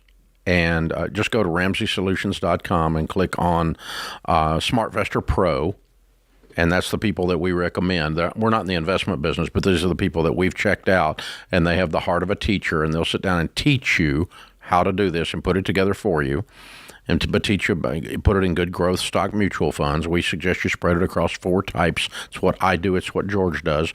Growth and income, aggressive growth, and international. 4 types of mutual funds. And you can spread those, these 2 Roth IRAs across that very easily and start investing steadily. You can have that automatically drafted from your checking account. And it's just every month, it's just going to, your money's going to come home, and then it's going to come out of your checking account as a budget item, right? Okay. And it's very easy to do, but you just need to learn a little bit about it from one of the SmartVestor pros. They've got the heart of a teacher, and they'll walk you through this process. But you're going to retire with a lot of money if you do that, and then add another, a few $1,000s over in your wife's 401k at the new place, and you'll be at your 15%, and then you start working on baby step 6 to pay off the house, right? Mm-hmm. You said you're 32? Yep. Okay. I crunched the numbers for you. From 32 to 65, if you just invest that 15%, you guys never get a raise, which would be very unlikely. You'd have $4 million in that one account. So I want to give you some hope that it doesn't have to. You can break the cycle that's been in your family, and I think you guys are going to do that based on the way you're talking in this call. And if he's half wrong, you still got $2 million. And he's not half wrong, I'm telling you. So that's what steady investing does from 32 to 65. Okay. Yeah, you're going to be wealthy, and just because, and so, it stinks the way you got your wake up call, but the good news is it woke you up. Right. So yeah, make that call. Get on Ramsey Solutions as soon as you get off the phone. Get on RamseySolutions.com. There's $4 million on the line. Yeah, let's get this done. Yeah, click on, get you a SmartVestor Pro in your area that you like. You and your wife sit down with them and begin a relationship that lasts 20 years, 30 years with your financial planner of sorts here. And the SmartVestor Pro will walk you through this and show you exactly how to do it. And, you're doing really good. And the good news is you caught this in time. You still got a lot of time on your side. Yeah. And the simplest strategy is 5 words. It's match, beats Roth, beats traditional. So if you have an employer match, take that first, then go to all your Roth options. For you guys, that would be the Roth IRAs, then move to traditional. And if you run out of buckets and you still haven't hit 15%, then you can move to a non-retirement account if need be to do your investing. But that's a great problem to have. Yeah. If you've maxed out all of those accounts. The 8th wonder of the world, Albert Einstein said, compound interest. It's amazing because I just said $4 million. Only $500,000 of that was actual contributions that he's going to invest. Did you pull that up on our site? I did. So we have that. We have the calculator on our site. The investment calculator, RamseySolutions.com. It might as well be my homepage. I use it so often. That's how much of a nerd I am, Dave. It worked pretty good. I like when math gives you hope. When math makes you hopeless, it's not fun. But when it gives you hope to show, if I just keep this up over a long period of time, I'm going to be very wealthy. But most people only see the short term and go, what's $500 going to do if I invest? The first time I saw that, I have a finance degree, for God's sakes. But the first time I saw that, I was in my 20s, and I was working, and I went, oh, God. The power of compound growth? $100 a month, and I can be a millionaire. I mean, really, because it personalizes it. It's me. I can do this. Changes everything. Jessica is in New York City. Hi, Jessica. How are you? Good. How are you? Thanks so much for taking my call. Sure. What's up? So I recently became partner of a law firm in January of last year, and I leased my car prior to that. And now my lease is up in December. Around August last year, I became a Ramsey fan and started doing the baby steps. And I'm curious, I have a K1, and I'm curious what your thoughts would be. Should I continue to lease so I could get the tax write-off, or should I go ahead and purchase a car in cash for this next car that's coming up? We got to work on this Ramsey fan thing part with you. No, we're not leasing a car. It's the most expensive way to operate a vehicle, and a tax write-off doesn't make it smart. You understand if you get a tax write-off for $10,000 that it saves you $2,500 in taxes, right? You give the lease company $10,000, it saves you $2,500. You're stepping over $1 to pick up a quarter. Yeah. So we're not keeping a tax write-off. It's trading dollars for quarters. What are you driving, Jessica? I'm curious. Sounds like a nice ride. Mercedes. Oh, Mercedes. Boy. What are you making a year? $350. Okay. You're telling me you can't afford to just go outright buy a Mercedes in cash? Well, I'm on baby step number 2, so I took everything in my savings and I brought it down to $1,000 so I could pay off our boat. Pay off a boat? And so got all kinds of toys. Yeah, good for you. I'm proud you're getting out of debt, kiddo, and part of your getting out of debt is you're going to turn the lease car in and figure out something to ride in until you can save up the money and get clear of baby step 2 and buy you a good car. You make enough money to not be broke, and you're on your way out, but let's not stay in debt, and a lease is a debt. You've already made partner. You got no one else to impress. You've made it to the top. So what car you drive into the parking lot? Who cares? Yeah. You own the place. That's congratulations. You're doing really well. You're on a good track, though, and no, we're not going to stay. A car lease is the most expensive mathematically, the most expensive way to operate a vehicle. It's horrible. It's just a really expensive car rental business where you prepay all the depreciation with a bunch of restrictions. It's one way of looking at it. That's accurate. Doesn't sound fun. Accurate.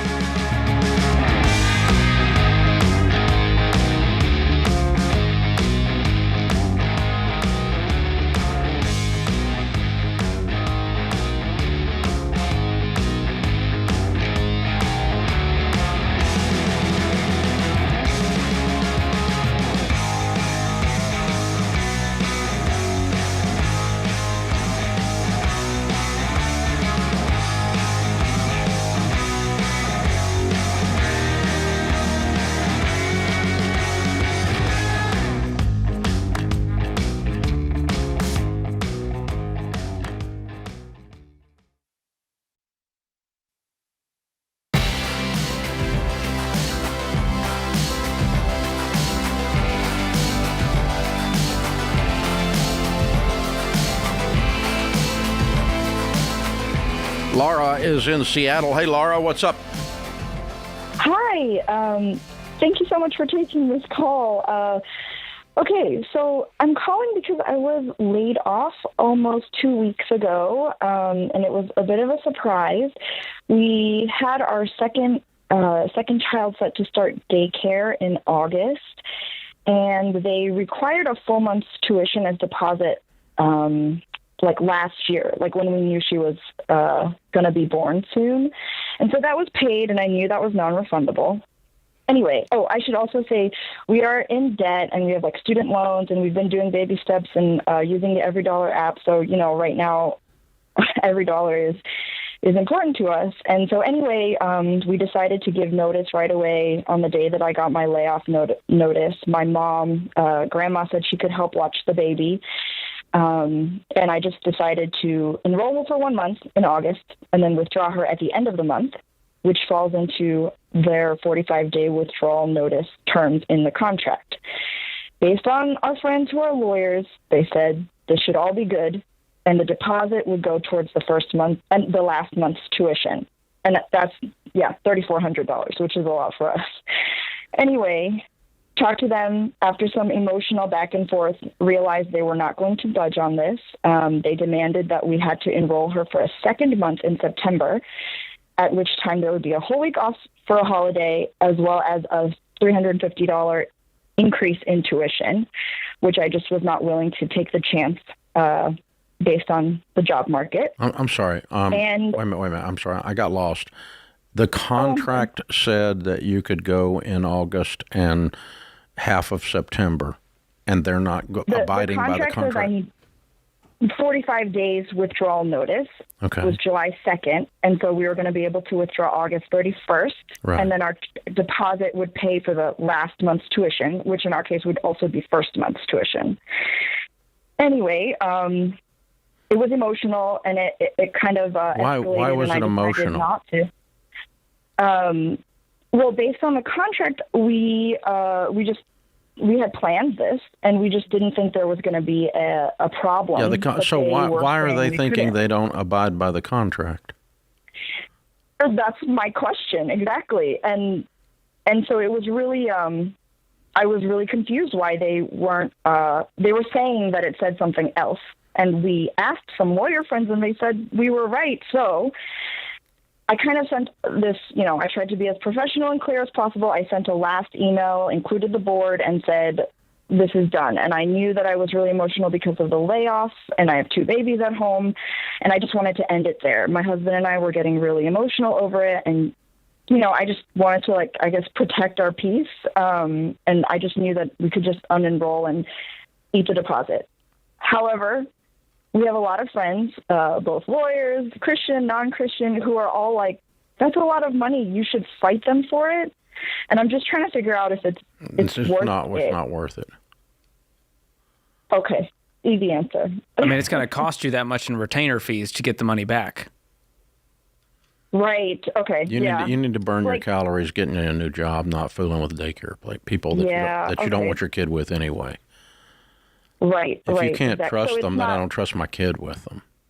Exactly. I mean, it's sad because our first child was there and we loved it. So this is so surprising. Now you don't. Now I don't love it because I don't like the people that run it. Got a bad taste in your mouth now. If the people that run it are mean, I don't want them watching my kids. Yeah. Okay, so one more question. We had someone say you should, because it's a breach, you should just say, we're going to leave a review, like a Google review, unless you give us our deposit back. I don't know if I how do you feel about that? Well, that's fine. I mean, the truth is that they didn't go along with the contract. And if you left the truth in a Google review, and you've got email proof of that. But, the point is, I'm not sure why it matters. Well, that's what I was wondering. The amount just feels like a lot. Do you think you call those people or you email those people and you say, "Hey, I'm going to leave a trashy review on you if you don't give me my money back since you breached the contract, since you didn't go along by the contract"? You think they're going to send your money back? I don't. Yeah, I don't either, I guess. Okay. So then you just leave a trashy review. I don't think you're going to get your money back here. I really don't. I don't think these people are going to give you your money back. You don't either. All right. I think you'll leave the review to vent, and they probably won't do anything. They might respond to the comment and defending themselves publicly so that the internet can see it. But I don't think threatening them over the phone saying, I'm going to leave a review if you don't. Again, like today's point, I don't think you're going to get anywhere with that. If I thought it'd give me the money back, I would, but I don't think it will. Based on the other interaction. Okay. That makes sense. Yeah. Thank you for that. Maybe your friends take it on pro bono to help you out. I don't know. I know, right? They go, hey, we're just going to write a letter saying here's what the contract states. It sounds like their interpretation of the contract is different than yours. Yeah, but it doesn't matter. You're not going to put your kid over there in August anyway. Yes, correct. I'm not letting my kid go over there. No way. Yeah. This is a blessing. That's helpful. You discovered Okay, yeah. you discovered bad people were getting ready to be watching your kid. And so it's a good thing that this worked out this way. So yeah, go get you another position and find some other childcare, make other arrangements for childcare, and go on with your life. And dadgum, I hate this. I'm sorry. It's just very inconvenient. But it turned out great because otherwise you'd had your kid over there. Oh my God! And then what would you have discovered 2 years later? Oh man, no, thank you. No, it's really, really good. So, wow. Myra is with us in Virginia Beach. Hey, Myra, how are you? I'm doing good. How are you? Better than I deserve. What's up? All right. Okay, so basically I'm on baby steps 2, baby step 2, in trying to pay down debt. Now, my question is, I'm using the snowball method, but the question is, I have personal debt as well as small business debt. Your small business So, debt is personal, too. You signed for it personally. 100%. So that's my question. I have been solely focusing on the personal. It's irrelevant. It's all personal. irrelevant. So I should take the whole picture and apply the smallest. How much business debt, in quotes, do you have? Too much. Roughly about 65, and it's including a very bad choice that I made last year in buying a new car, thinking I was getting a great deal because my husband works with a dealer. Yes, terrible decision. This is for the business? Correct. You have a car for the business. Exactly. What kind of business is this? It's Tech Fix Repair Center, computer, cell phone, technology replacement, like screen replacements, computer repair, gaming systems. Cool. Sell the car. Yeah. I knew you were going to say that. You're saying your husband works at the dealership? He works at a car dealership, yeah. Can he get you unhosed out of this deal you got hosed on? Trust me, I'm looking. When'd you get it? I'm trying to figure out the best. Last year, July. Okay. Is it brand new? Unfortunately, yes. I mean, I did get it $8,000 under the price. It doesn't matter. It's stuck in a loan. You know how the interest is. And it was a terrible I definitely would undo the terrible. Sell the car. For sure. Okay. So, yeah. Because it is considered all personal debt, work on the snowball between the two. Yeah, and how much personal debt do you have aside from the car, and the other little business debt? Roughly about 12. So my husband. Okay, so how much is the car debt? Well, when you factor in all the interest. No, I'm saying what's the payoff on the car, not the interest. What's the payoff on the car? Roughly 27. Okay. So you have 77. So you have 40,000 in other stuff on the business. Correct. Okay. All right. And so basically, we're trying to make better choices. What's your household income? Yeah. What's your household income? Household income combined is roughly 82 to 85. Okay. But I've been working basically, very if you hard, sell the car, you've got we pay almost about $30,000 off. If you sell the car, you got $52,000 in debt. You make 85. Right. Yeah. And so you got 18 to 24 months to be debt free. Yeah. That's your plan. Sell the car for sure. Don't overthink it. Start attacking those debts, smallest to largest. Get rid of this car. It's not the deal breaker in the business. Yeah, it's not. No screens are getting replaced with this car. I can tell you that. Wow.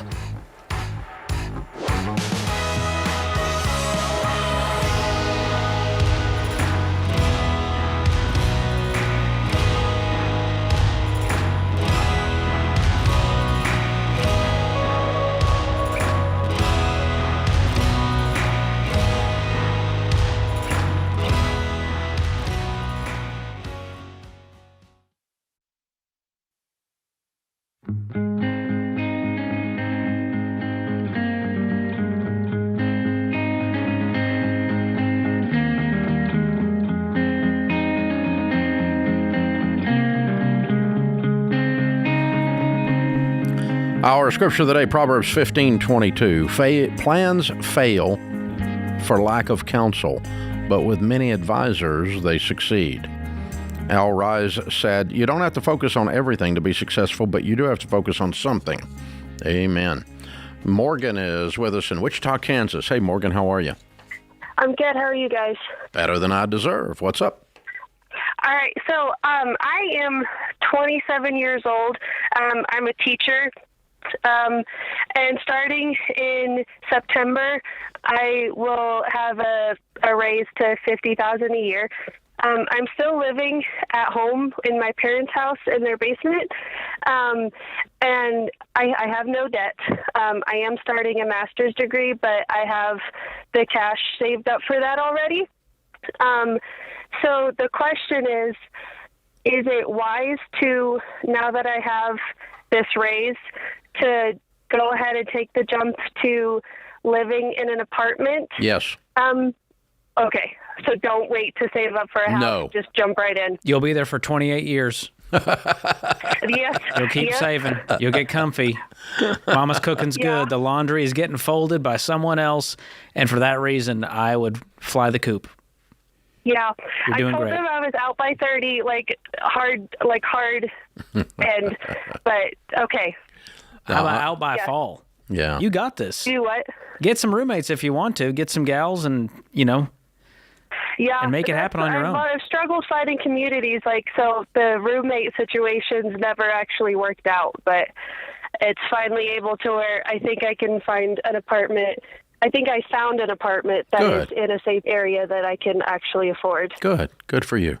Yeah, I think it's going to change your life. Yes. It's the next stage in your maturity and your development, and it's going to affect everything else you're doing in a positive way. Taking on the responsibility of being head of household. It's going to be wonderful for you. You work harder at your job. You get better at relationships. There's something that changes when you're on your own that is just good for you. I'm excited for you. It's time. And you'll get to home ownership. I have no doubts. Oh, no question. You're a planner, and you're a teacher. Thank you for doing that, by the way. Very cool. Sarah is in Oklahoma City. Hi, Sarah. How are you? I'm fine. How are you? Better than I deserve. What's up? I've been doing the Ramsey plan for several years. I was diagnosed with a disease that was going to make our house not feasible for me. Everything was upstairs, so we were going to have to change. We looked around for something, and there was nothing that was not going to be extremely expensive. So we opted for a HELOC, which I know is against your rules, but it was the cheapest that we could do. And so now I'm wondering, what baby step am I on? Is a HELOC actually baby step 2? Or well, if it's how much is it? I had $50,000 saved up.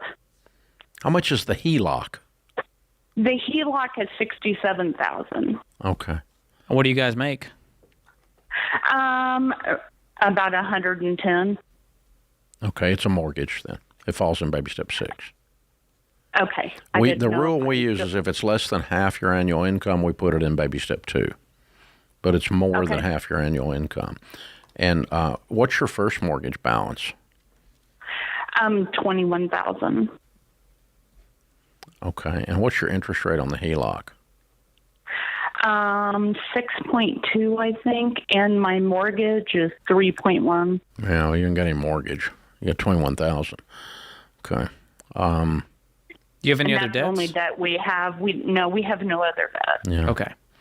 I'm going to plow through both of these pretty quick then, even though they're baby step 6. That's my plan. Yeah, because you don't have much balance here. So I mean, $80,000 and you own this house, right? Right. Yeah, or $90,000 really, not 88. So yeah, I'm going to get after that. That's what I'm going to do really, really quick. Emma's in Minneapolis. Hi, Emma. How are you?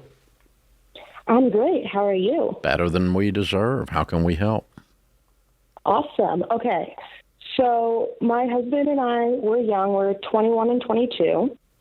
And I know I've heard you say that I can pause investing for 2 years and save up for a down payment. Mm-hmm.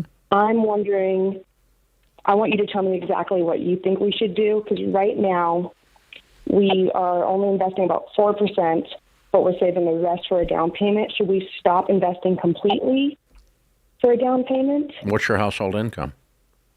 Right now it's flexible because we're both in college, around $50,000 to $75,000. You're in college. Correct. When will you graduate from college? We both have 1 year left. Okay, and you're going to save until after you graduate and after you get jobs. to buy a house. Right, well, we're both working right now. But I mean, are you going to we're gonna stay wait. in the jobs that you're in after you graduate from college? No. Okay. We'll probably upgrade to better paying career jobs. And maybe in the same location and maybe not. So, yeah. So most do likely not buy until you graduate and do your job upgrades.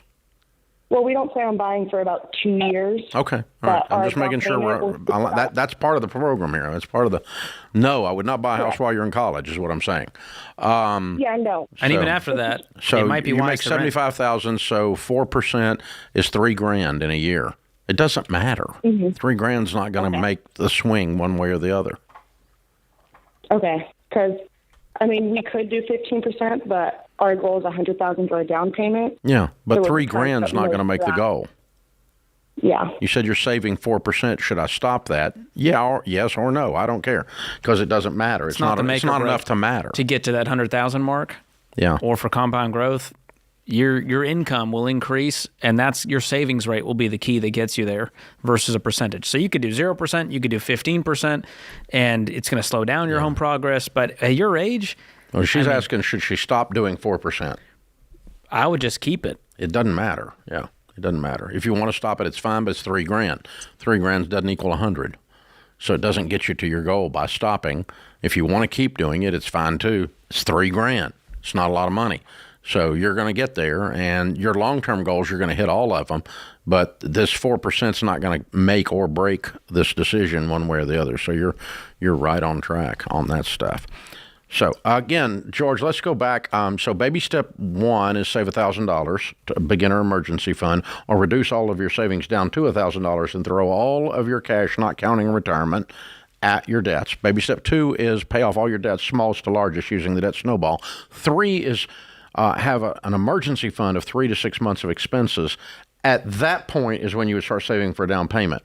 And so what she's bringing up is what we always call baby step 3B. How much do you go on to baby step 4 and put 15% into retirement, or do you put a little bit in or none in? It's completely up to you, is what we say. And what you were pointing out is the more you put into your baby step 4, the less down payment savings you have. Her amount that she could reduce her baby step 4 to 0, not put any towards retirement, would change the equation only by $3,000. So that's my point on that. It doesn't matter. But our overall point is save up for a house as fast as you can. And they're going to do this very, very young. They're coming out of college. They're already making $75,000 between the two of them. And then they're going to come out of college, get upgrades and jobs, and they've got a good savings goal. So they have great long-term plans. I'll be very impressed. If they save up $100,000 in 2 years, I mean, they're living like they're broke college kids even after college.